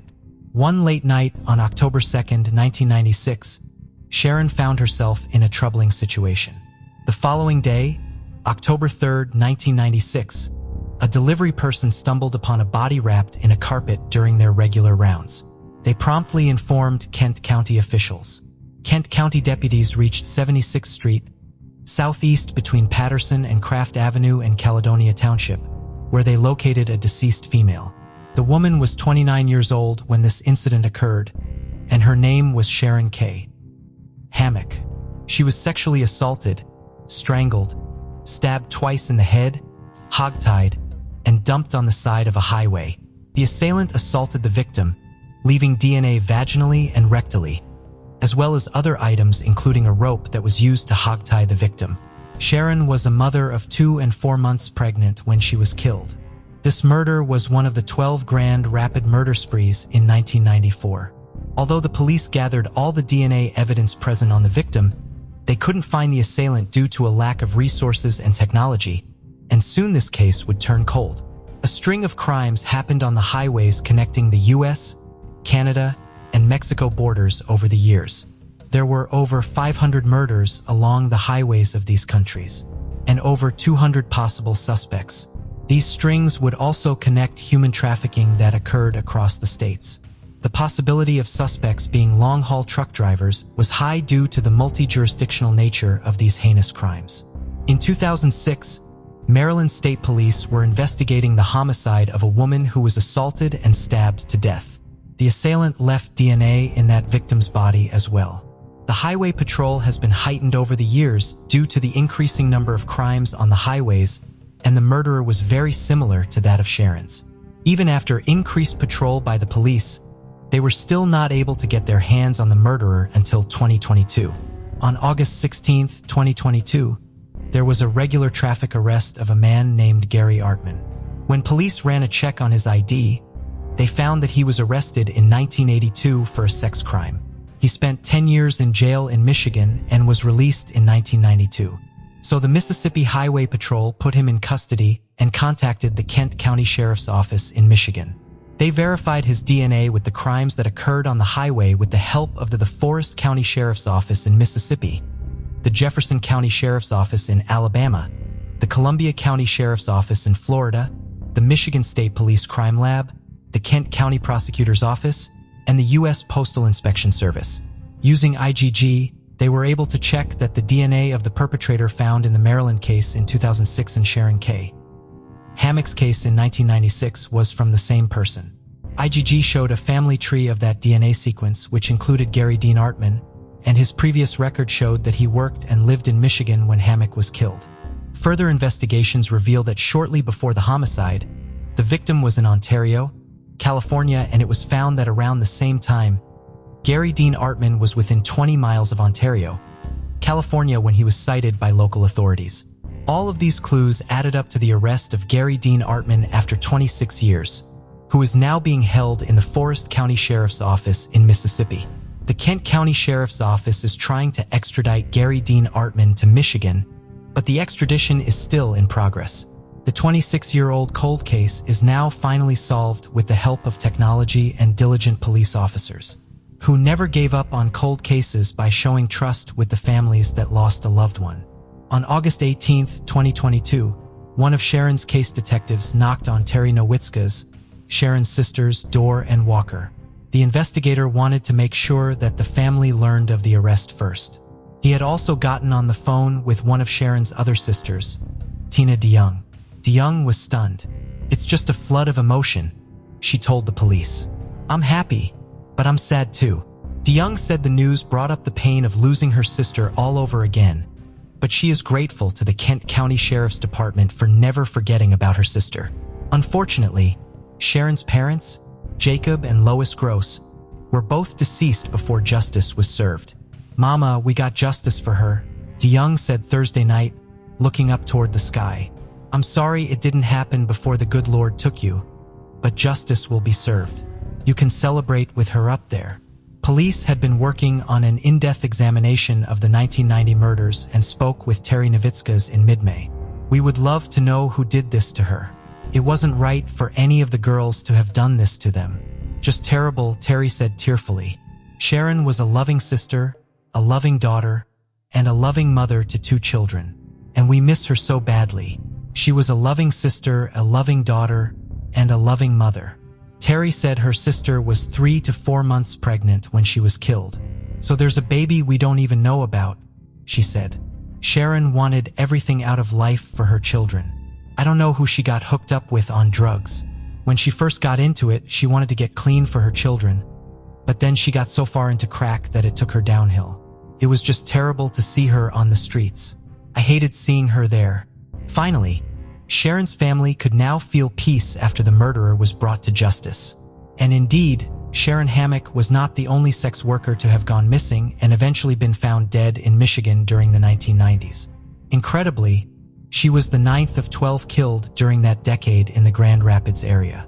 According to Wood TV, the majority had addiction issues and were engaging in sex work as a result, which was more likely to put them in harm's way with a dangerous predator on the loose. By the time they were discovered, most of the bodies were skeletal, which led to issues collecting forensic evidence. The first was 25-year-old Lisa Ottberg, who was discovered in 1994, while the final victim, known as 29-year-old Victoria Moore, in 1996. The LA Times reported in 1996 that a task force had been set up that involved officers from around the region meeting in the basement of the Grand Rapids Police Department to investigate the murders. They believed that most had been targeted as they worked the so-called Sin Strip in Grand Rapids, a north-south artery that incorporated the red light district at the time, while many also had links to a women's refuge called Rose Haven. Director of the organization, Brenda Delecky, told the newspaper at the time, "Someone has a hook out there that is drawing just about anyone in. I'd be really surprised if it wasn't a serial killer. It's too much to be a coincidence." Task Force spokeswoman, Lieutenant Carol Price, commented in response, "We're not denying that it's a possibility, but we don't concentrate on that theory to the exclusion of others. There were never charges in any of the cases, but investigators are now looking into the possibility that Artman might have killed not just Sharon, but also the other sex workers in Grand Rapids, and that he committed similar crimes in other states like Maryland too. If he did use his transient lifestyle as a trucker to abduct and murder vulnerable women, It might be that many more families left wondering what happened to their loved ones are about to get the answers they have been seeking for so long. However, we must not forget to mention the technologies used to capture Gary Dean Artman. This case shows that no matter how anyone tries to escape the consequences of his or her actions, they will come back full circle. Could this be called karma? What do you think about it? Tell us your thoughts in comments below. Let's continue. Peterborough is a well-known cathedral city with a Gothic facade located in Cambridgeshire. England, sitting on the banks of the Neme River, this city has a rich history that goes back to the 13th century. This is where this sad tale took place. Ricky Lee Harvey was born March 4th, 1988 in Peterborough, England, to parents Trevor Harvey and Ruth Neve. The couple separated when Ricky was just 3 years old. Trevor had very little involvement in his child's life after the divorce. Ruth went on to marry a man named Dean Neve, who then officially adopted Ricky, thus changing his name to Ricky Neve. However, the marriage was not smooth and Dean rarely stayed at home. In 1994, 6-year-old Ricky was living with his mother and 2 younger sisters, Rochelle and Sheridan. By many accounts, the home was unfit for young children. Allegedly, Ruth was extremely abusive towards her children, which included physical beatings and starvation. Social services were regular visitors to that home and previously placed Ricky's 8-year-old big sister Rebecca up for adoption. Ricky was also put on the at-risk register, but was, for some reason, allowed to stay with his mother. Ruth herself grew up in an abusive home and then in foster care for most of her childhood. At a very young age, she developed an addiction to drugs which continued on for most of her adult life. Although Ruth blamed Ricky for her husband's absence and punished him harshly on many occasions, Ricky never lost his caring side. He would bathe, feed, and take care of his younger sisters when their mother neglected them. Despite all of the hardships, Ricky was growing up to be a bright, emphatic, and caring person. That is, until his life was tragically cut short at the tender age of 6. On November 28, 1994, around 9:30 a.m., he left his home on the Welland estate in Peterborough and headed for school. He was never seen alive again. When the young boy failed to return home from school that fateful day, Ruth called 999 around 6 p.m. to report her son missing. Sadly, the next day, Ricky's nude body was discovered in a wooded area on the fringe of the estate, just 5 minutes away from his home. It was a place where he often came to play with his friends. His body was posed in the shape of a star. He was laying on his back and his arms were outstretched and his legs were spread wide. The position of his limbs were eerily symmetrical, leading investigators to believe it was some kind of a sacrifice or ritual killing. There was no sign of his clothing, but a single small white shirt button was laying just 18 inches away from his left hand. Ligature marks on the front of his neck were seemingly caused by the zipper on his coat, which indicated that the attack was most likely launched from behind, and the weapon had been his own coat. The post-mortem report of Ricky showed he was indeed strangled to death. November 29, 1994, Ricky's clothes were found in a trash bin, 150 yards from the murder scene. There, police would find his school uniform, which included a white shirt, a blue coat, and gray trousers. 3 top buttons from the shirt were missing. His black school shoes were also there with their laces still tied. The mud on his shoes indicated that he had walked into the woods and never came out again. In the right-hand pocket of the jacket were 2 small plastic toys and some cards. With her prolonged history of abuse, Ruth stood out as a prime suspect in her son's murder investigation. Although no physical evidence that connected Ruth to the crime was discovered at the crime scene, authorities found some questionable items in the house. They found several books on the occult, magic, and even devil worship. Additionally, they found a book containing a picture of the famous drawing of Leonardo da Vinci's Vitruvian Man. Investigators at the time believed that in one of its forms, the posture in the picture resembled the pose in which Ricky's naked body was found. They speculated that Ruth had probably killed her son as a sacrifice to win back her husband, without any other suspects in sight. In 1995, police arrested Ruth on suspicion of killing her own son. Ruth repeatedly denied the accusations, but nobody paid heed to her words. On January 9, 1995, Ruth was arrested on the charge of killing her own 6-year-old son. Her trial began in October 1996. This case garnered massive attention from the media in the UK. After all, it was a heinous crime allegedly committed by a mother upon her own flesh and blood. The ultimate sin that a mother can commit. Media had already branded her as evil, and it was obvious whom the public considered responsible for the murder. And they were desperate to see her punished. Still, there was no physical evidence that put her at the scene of the crime. Despite this, the prosecution tried to show her as an abusive mother who sacrificed her son to fulfill her sick desires. The defense tried their best to focus on the physical evidence. During the trial, police officer Robert McNeil testified that on the day Ricky was reported missing, he searched the area but did not find Ricky's body. He believed Ricky was killed in another location and later moved to where his body was eventually found. This meant that Ruth would have been with the police when the moving of the body had to have occurred. The judge told the jury that if they believed the officer, they had to believe Ruth was innocent because the timeline did not add up if the two theories were combined. After hearing all the evidence, a jury at Northampton Crown Court acquitted Ruth Meave of murdering her son, Ricky. She did, however, plead guilty to child cruelty charges and was sentenced to 7 years of imprisonment. She was released from prison in 2000. From the start, she has always maintained that she was coerced into pleading guilty. Whatever the truth was, as time passed, without any leads to chase, Ricky Neave's murder case would lay dormant for years. After being released from prison, Ruth moved to Cambridgeshire. There she met a man named Gary Roger, whom she later married. Her 2 younger children were taken from her custody after her conviction and later adopted by 2 separate families. They had little to no contact with Ruth afterward. In 2014, Ruth started campaigning to reopen the case and urged authorities to find her son's killer. Eventually, detectives decided to review the case, which has been regarded as one of the most high-profile cold cases in the UK. Was determined to review all the evidence available from the original investigation in the hopes of finding new clues considering new enhanced forensic developments. Detectives found that the trash bin where Ricky's clothes were discovered had never been tested for additional evidence and was not even preserved for later use. However, DNA samples were collected from items of clothing in 1994, but the technology was not sufficiently advanced to provide a DNA match. That DNA was sent to the forensic lab to be reanalyzed using modern techniques. When the results came back, there was a match. They finally had a new suspect, James Watson. The DNA was present in the database because of an arson attack at a British transport police station in 2008.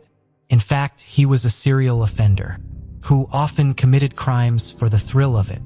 Unbelievably, James Watson had been questioned during the initial investigation as a witness after another eyewitness gave information about seeing Watson with Ricky.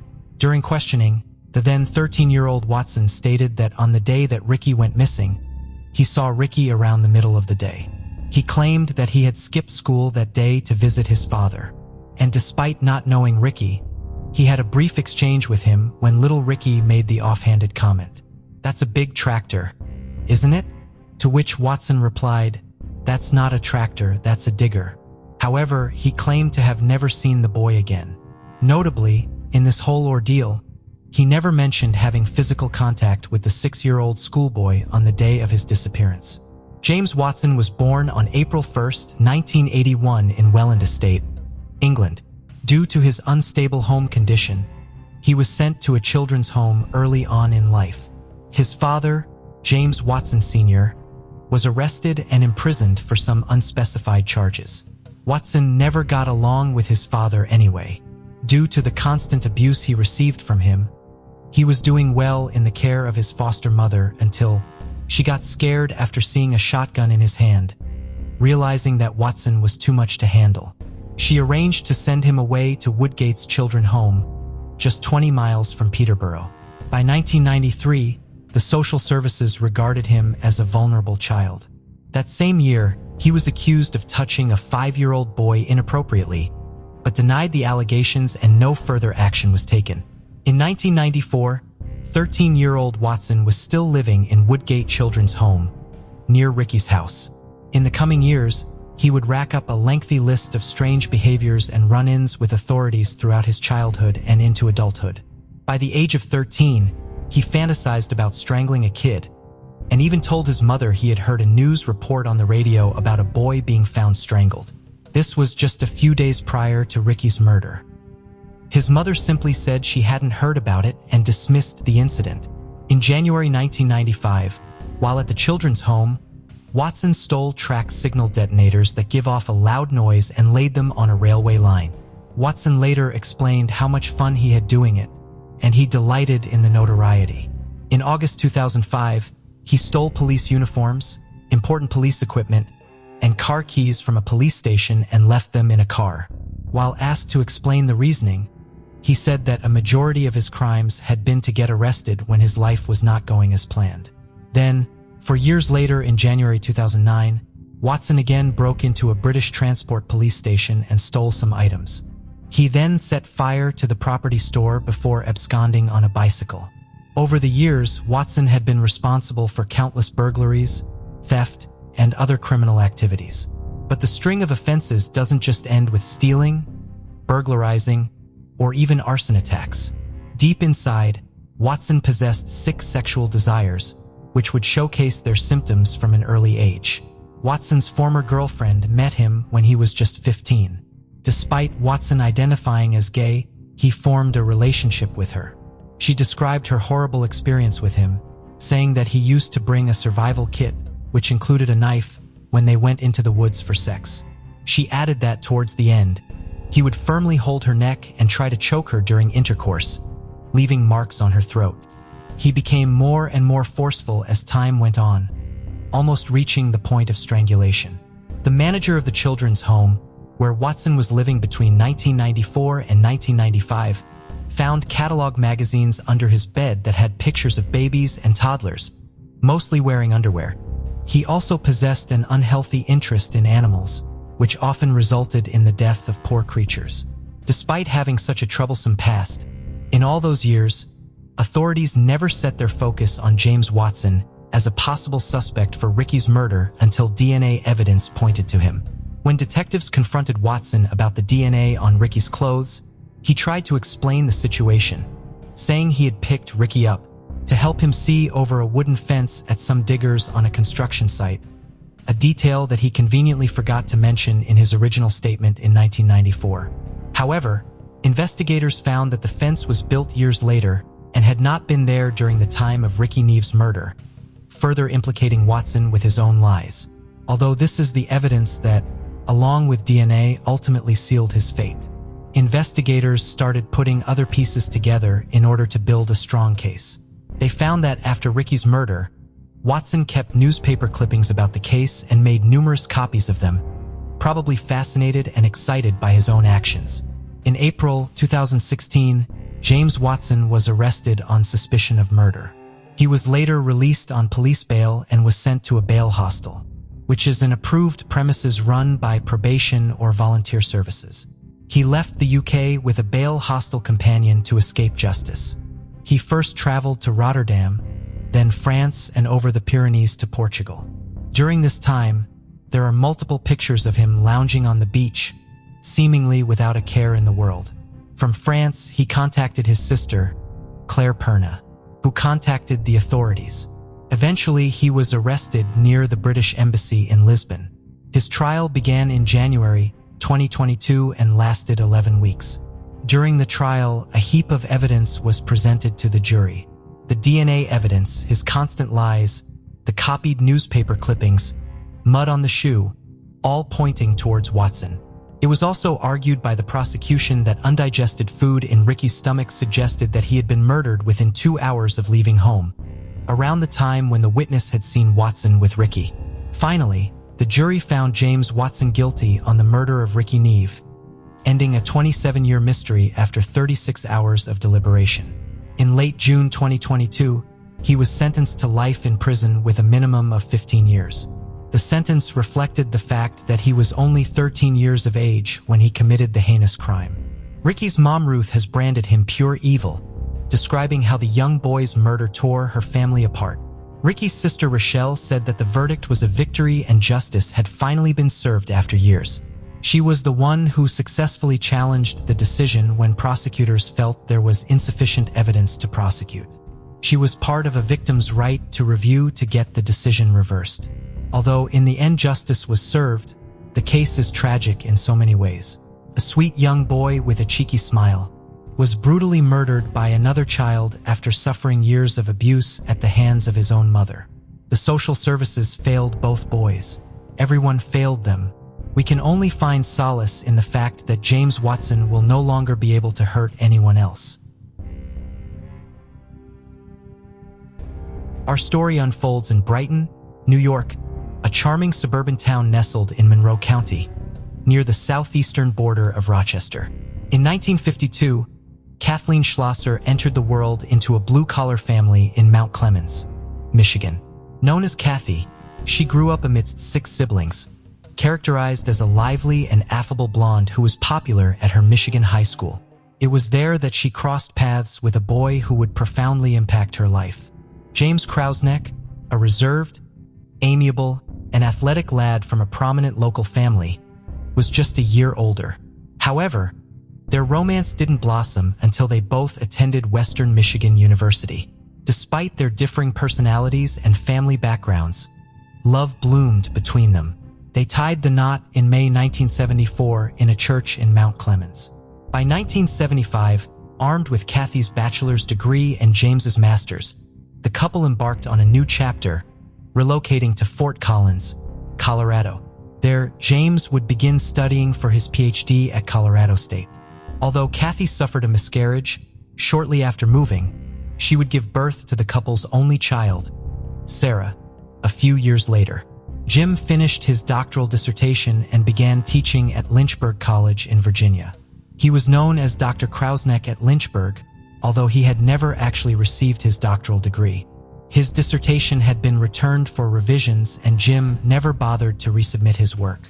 Kathy urged him to find a more lucrative line of work in order to provide a better lifestyle for the family, yet he was very reluctant to do so, most likely because he knew he didn't have the credentials needed.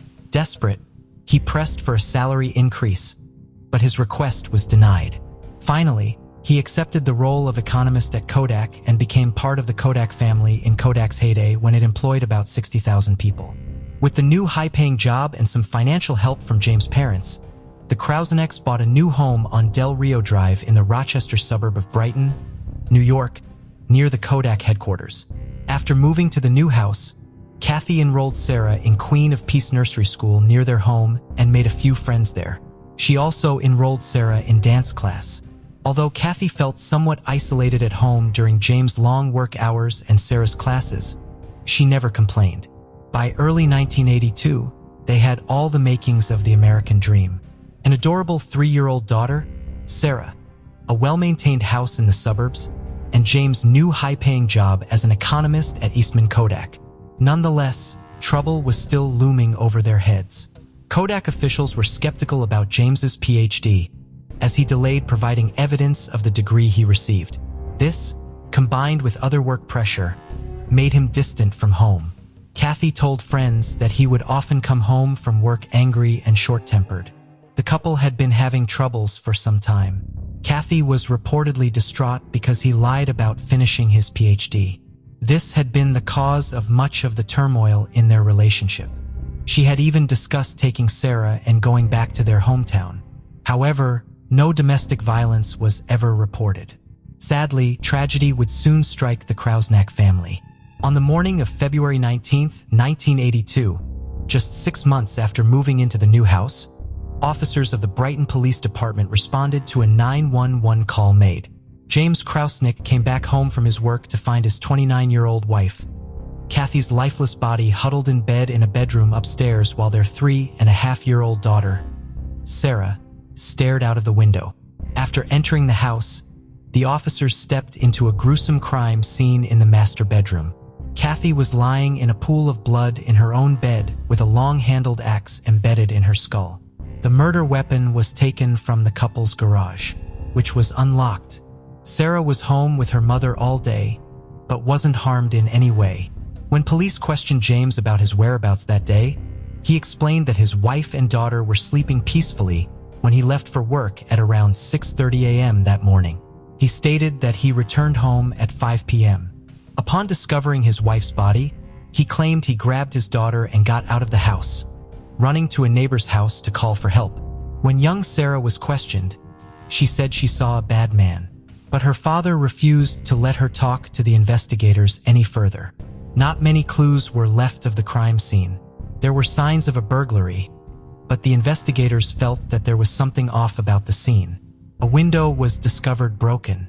Some silver and jewelry were neatly arranged both upstairs and downstairs, as if left behind by the burglar. On the dining room floor, 2 candelabra and a silver tea set had been placed upright near a plastic bag. A screwdriver was found lying on the stairs. Kathy's purse lay in the dining room with the contents scattered. The family dog had been locked away in the basement of the home. Interestingly, no items were stolen from the house, leading the investigators to believe that the burglary was staged. The medical examiner ruled that Kathy died from a single axe blow to the head and the brain while Kathy had been asleep. The handle of the axe had been wiped clean. The time of death was believed to be between 6:55 a.m. and 8:55 a.m., which ruled out Kathy's husband James as a suspect. This case became known in the media as the Brighton Axe murder. In the initial investigation, one suspect considered by investigators was the convicted killer and sex offender Ed Larrabee, who lived near the couple's home at the time. In fact, in 2014, when he was in prison for an unrelated murder, Larrabee confessed to killing Kathy Krausnick. However, the details he shared weren't consistent with the evidence. He said the murder occurred during the summer of 1981, when in reality, it was the winter of 1982. Apparently, Larrabee was a reputed serial confessor who falsely confessed to several crimes that he did not commit in order to gain notoriety. Some of the supposed victims he had claimed to have murdered were in fact still alive. Investigators were short of physical or circumstantial evidence to link anyone to the crime. Despite tireless efforts from the investigators, the Brighton Axe murder remained unsolved for many years. Just a day after Kathy's passing, James went back to MT Clemens with Sarah without even informing Sarah's family. Sarah would not have any contact with her maternal family in the following years. 4 years after the gruesome murder in 1986, James remarried. However, it only lasted 9 months. Although James claimed that he had remarried in order for Sarah to have a mother, his second wife believed that James had ended the marriage after he felt a close bond developing between his new wife and Sarah. As the 1990s progressed, James remarried twice after he had moved to Washington. He joined a subsidiary of Weyerhaeuser. He climbed the corporate ladder and worked in California and Georgia before he was promoted to vice president of sales at the company's headquarters in Washington. Even though James had an early divorce from his third wife, he and his fourth wife, Sharon, seemed to have a good marriage and led a luxurious life. They bought a 4-bedroom French country house in Gig Harbor near Tacoma. Meanwhile, Sarah moved to Texas and started her own family. She was always in close contact with her father and stepmother. As years passed, not much progress was made in the case until District Attorney Sandra Dorley and her team started taking a closer look in 2015. They began rummaging for evidence that might have been missed previously. Amongst the evidence was a thin, blue fiber made of glass that came from a shattered window of the house. Dorley tried to match it to a previously untested blue knee sock found in the house. After extensive testing yielded no DNA from a source outside of the home, the idea of an outside killer was pretty much blown out of the water. Sandra and her team zeroed in on one possible suspect, Kathy's husband, James. Yet they could not just charge him based on circumstantial evidence. And there was one more problem. The time of Kathy's death put him outside of his house at the time of the murder, and therefore ruled him out as a suspect. Dorley and her team weren't ready to let him off the hook that easily. They then contacted renowned forensic pathologist Dr. Michael Baden, who has previously been integral in many high-profile cases. After studying all of the pertinent documents from the case, including police reports, autopsy reports, photographs, and other evidence, Baden concluded that Kathy died before James left for work that morning. He explained that, contrary to what the original medical examiner had reported, He believed the time of death to have been earlier, due to partially digested food in her stomach and the stage of rigor mortis that her body was in. The original examiner had observed rigor mortis to have set in the evening of the crime. Baden stated that it takes a minimum of 12 hours for a body to reach the level of rigor mortis observed. Hence, he opined that the murder must have occurred between 9 p.m. the previous evening and 3 or 4 a.m. on the morning of the crime. In 2019, based on Dr. Baden's analysis, along with their other evidence, James Krausneck was arrested and charged with his wife's murder. His trial began in August 2022. The defense tried to point out that all the evidence was circumstantial and that Kathy could have been a victim of Larrabee, who had already passed away. The prosecutors argued that there was no evidence of an intruder. The robbery was staged and James was the only person who could have killed his wife, considering their young daughter was unharmed despite being present at the scene. The jury sided with the prosecution. James Krausneck, who was now 70 years old, was convicted of second-degree murder for the death of his wife, Kathy, in 1982. 41-year-old Sarah, however, stood by her father and did not believe her father had anything to do with her mother's murder. On the other hand, after 40 years of mourning, Kathy's family feels relieved to see that justice has been served. Kathy Krausneck's sister, Annette Schlosser, when asked about how the last 40 years have gone, told Spectrum News that their mother had died without knowing who her daughter's killer was. Annette was quoted saying, "We were living in hell." And she believed that because who could do that to her daughter? Kathy's 95-year-old father, however, was present in the court to witness James being held accountable for his daughter's horrific murder. The only thing the Schlosser family now wants is to reunite with Kathy's daughter, as they have had no contact with her in years. They stated, "We hope they can heal together from this tragic incident." James Krausneck will be sentenced on November 7th in front of New York State Supreme Court Justice Charles Ciano. Do you trust Dr. Baden's conclusion, or is it all just circumstantial evidence? What do you think about it? Tell us your thoughts in comments below. Let's continue. Our story takes us to the beautiful and peaceful village called Rouchac.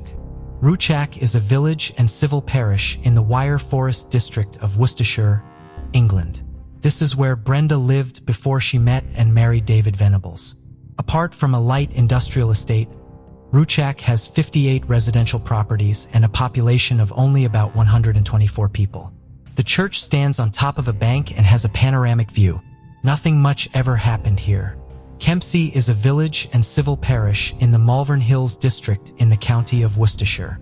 Bounded by the River Severn to the west and with the A38 main road running through it, it is about 3 miles south of Worcester. The village has a long history and its name is derived from the Saxon Chemys I, or the island of Chemys. Chemys was a Saxon chief whose island lay between the marshes and the River Severn. One of the roads in Kempsey, Leaf's Lane, is named after another Saxon chief, and this is where Brenda and David started their married life. Kempsey was a calm area, consisting mainly of agricultural lands. No one would ever believe that anything violent would take place here, which makes it all the more surprising as to what happened. Brenda Bolton was 23 when she met David, who would later become her husband at a young. Both came from rural communities and farming families, so they connected straight away. After that first meeting at Droitwich Winter Gardens, David made time to see her at home in the tiny village of Rouchac, while juggling working on his family's pig farm. He would stop in for breakfast at Brenda's house on his way home from trips, taking produce from the farm to the Birmingham wholesale market. They were married in June 1960, before a honeymoon in Jersey. The couple later moved together at Quaking House Farm in Kempsey with the financial help of David's father. Their David farmed pigs, and the pair enjoyed a magnificent view of the surrounding countryside. To outsiders, their life seemed simple yet idyllic. Everything seemed normal as time progressed, but eventually the fateful day arrived. On May 3, 1982, Brenda was nowhere to be found.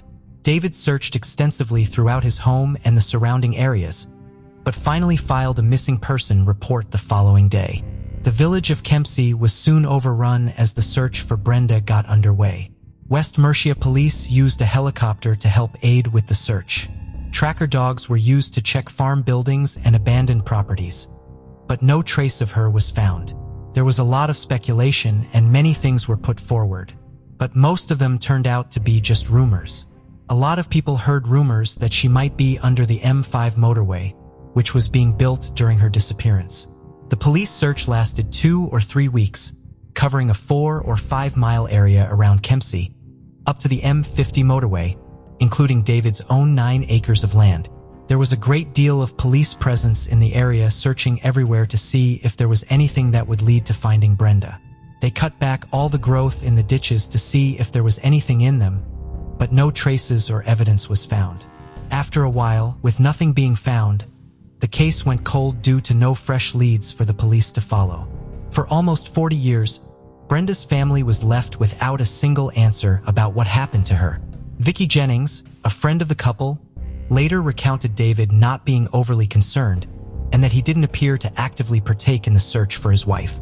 However, David claimed to have had sleepless nights after Brenda went missing. David also told the police that Brenda had been suffering from depression due to a recent bout of the flu. David moved out of his farm in 2014 into a more luxurious house.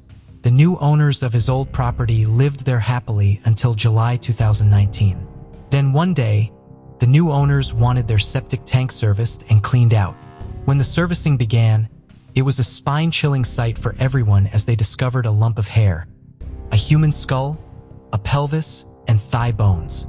They also found remnants of clothing, including half a pair of knickers, tights, a bra, the remains of some shoes, and a sweater.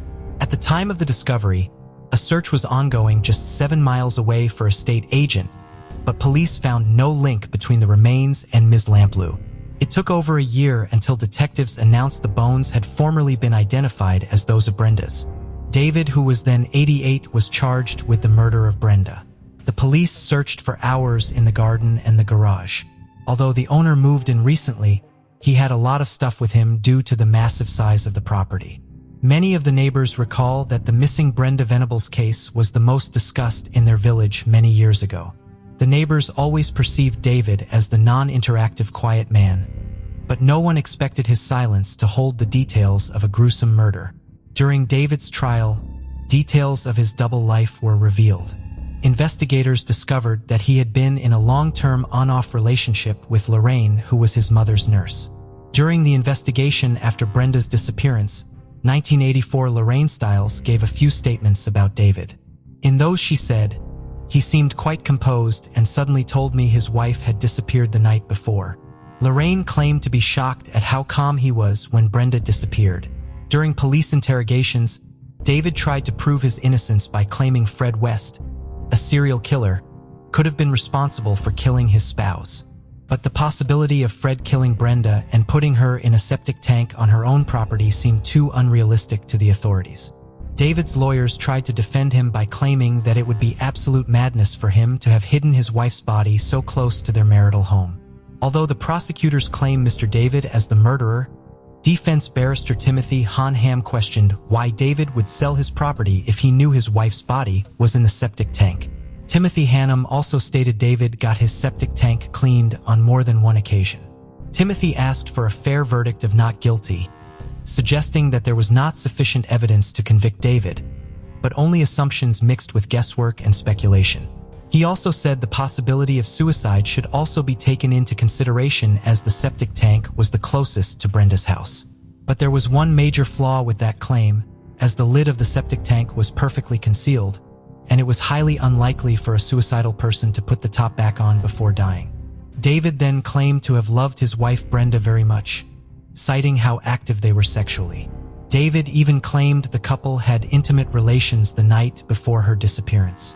But the court had other evidence, and they pulled up Brenda's psychiatric consultant's reports, which claimed that the couple had not slept together since 1968 and had not shared a bed for 3 years. Considering all these contradictions, the court convicted David of the murder of Brenda. A final plea was made by David's defendants to reduce his sentence, as he was already 88 years old, but the prosecutor rejected the appeal, stating concerns. Prosecutor Michael Burrows, QC, told jurors David wanted Brenda out of the way as he wanted to resume his long-standing affair with another woman. He also said David knew the septic tank was in a secluded location. It was for him almost the perfect hiding place. And for nearly 40 years it was as he got away with murder. The family members of Brenda Venables released a statement to the press. The statement said, "We, Brenda's nieces and nephews, are relieved that today, after a wait of 37 years, at last there is justice for Brenda. David Venables can no longer get away with having murdered his wife, the hiding of her body and all of his deceit, lies and fabrications." The victim in this case was around the same age as the case itself when it was solved. Judith Conklin was born in 1938 in North Hollywood, California. Judy, as most people called her, met Fred Nesbitt on a blind date. Fred in those days worked as a lifeguard at Newport Beach, and Judy was a bright student who belonged to a tight-knit North Hollywood family. It was love at first sight which led to the death of Judy. A marriage a year later. Fred and Judy would go on to have 4 kids together. They weren't wealthy, but they were happy. In 1972, the family relocated to Irvine, California, where Fred landed a job at the Paul Monroe Hydraulics of Whittier. He quickly climbed the ranks and was eventually promoted to vice president of sales. Judy decided to stay home with the kids. She dedicated her life to the family. The family was very close. Their weekends were filled with an active outdoor life, most of which they spent on their yacht, called Felicidad IV, a 36-foot-long cabin cruiser. This was their home away from home. The family had the boat for a long time. They recall cruising the ocean with the children on deck. Is a Spanish word that translates to happiness, but tragically that is where their happiness was stripped away. November 26, 1980. It was 9:30 in the morning when the phone rang. As Judy's son recalls, the Nesbitts had recently posted an ad in the local newspaper. They had decided to sell their yacht. There was a potential buyer on the other end of the line who wanted to come over and take a look at the boat. They set up a meeting at the Marina Dunes Yacht Anchorage in Newport Beach later in the afternoon. Judy left the house at around 12:30 to meet the potential buyer at 1 p.m. That was the last time she was seen alive.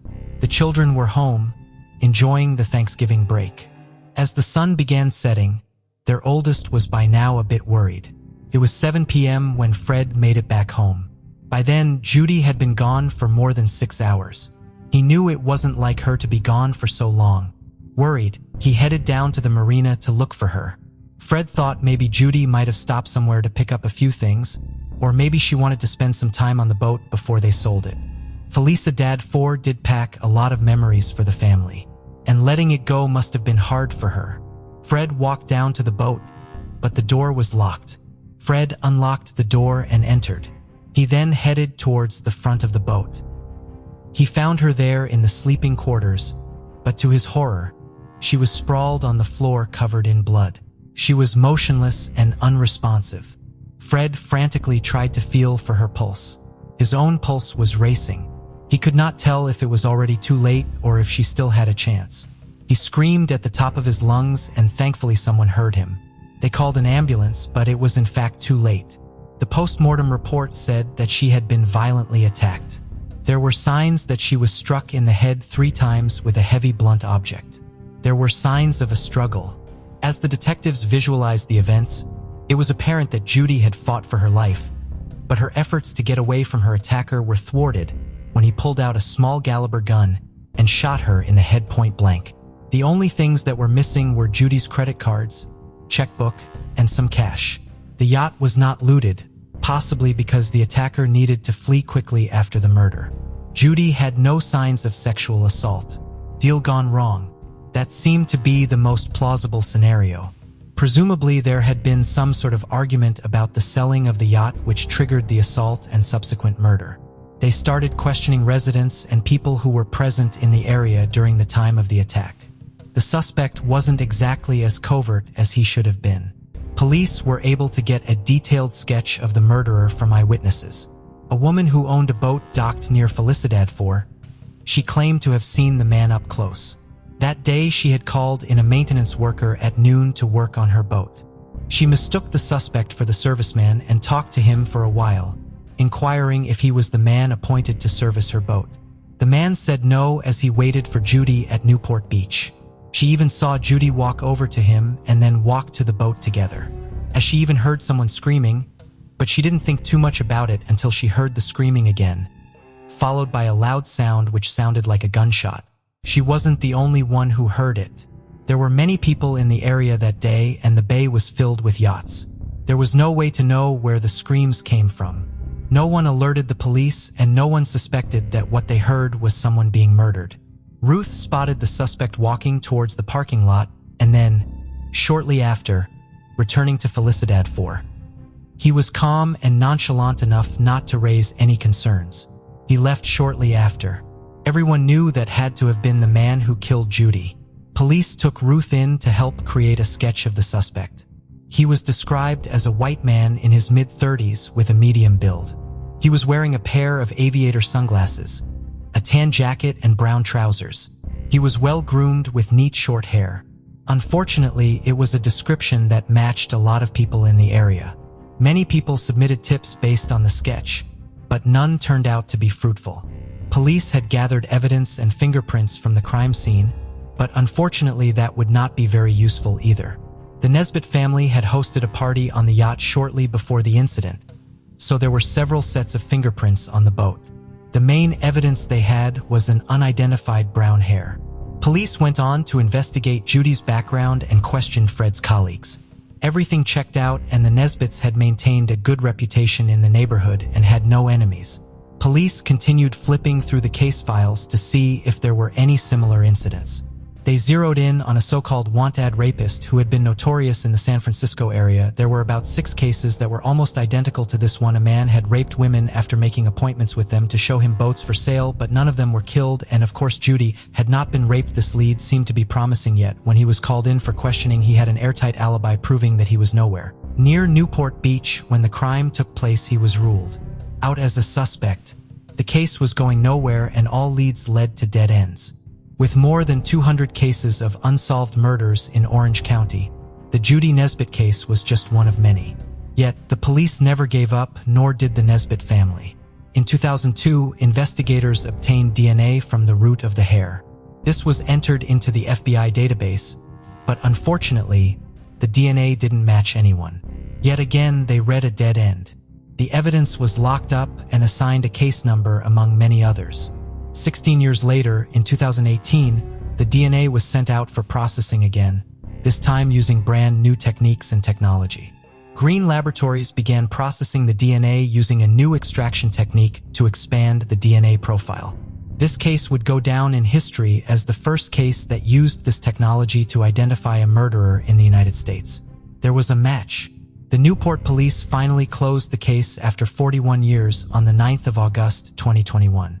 They had the name of the man who had evaded justice for 38 years. They eventually identified the murderer as Kenneth Elwin Marks through genetic genealogy. The man who responded to the ad and the man who Ruth Mills mistook for a serviceman 4 decades ago. Unfortunately, they were 22 years late. In April 1999, Kenneth Elwin Marks passed away after a long battle with cancer. He was seemingly a normal guy according to those who knew him. No one would have thought that this man would have been involved in the gruesome murder of Judy 19 years earlier. He was only 44 years old when he was buried at the Thomas Cemetery in Bridgeport, Texas. We will never know what really happened that day, or why anyone would take the life of a mother and wife. Just before Thanksgiving, a holiday that symbolizes family togetherness. Judy Nesbitt was a loving wife and mother who was violently and senselessly ripped from her family. Identifying her killer was all the more bittersweet after learning he would never face justice, at least not here on Earth. Newport Beach Police Chief John T. Lewis was quoted as saying, "And the Nesbitt family." He added, "Kenneth Marks has passed away, but he no longer gets to hold the secret of his deeds." Through incredible advances in technology and the tireless dedication of these investigators, we now have some closure for all who knew and loved Judy Nesbitt. Thank you for joining us on this journey into the depths of unsolved mysteries. Cold cases not only challenge our understanding of the past, but also ignite our curiosity and determination for answers. Remember to subscribe to stay updated on our latest investigations. And if you have any information regarding the cases we've covered, don't hesitate to reach out. Together, we can shed light on the shadows of the past and bring closure to those who seek it. Until next time, stay vigilant, stay curious, and never stop seeking the truth.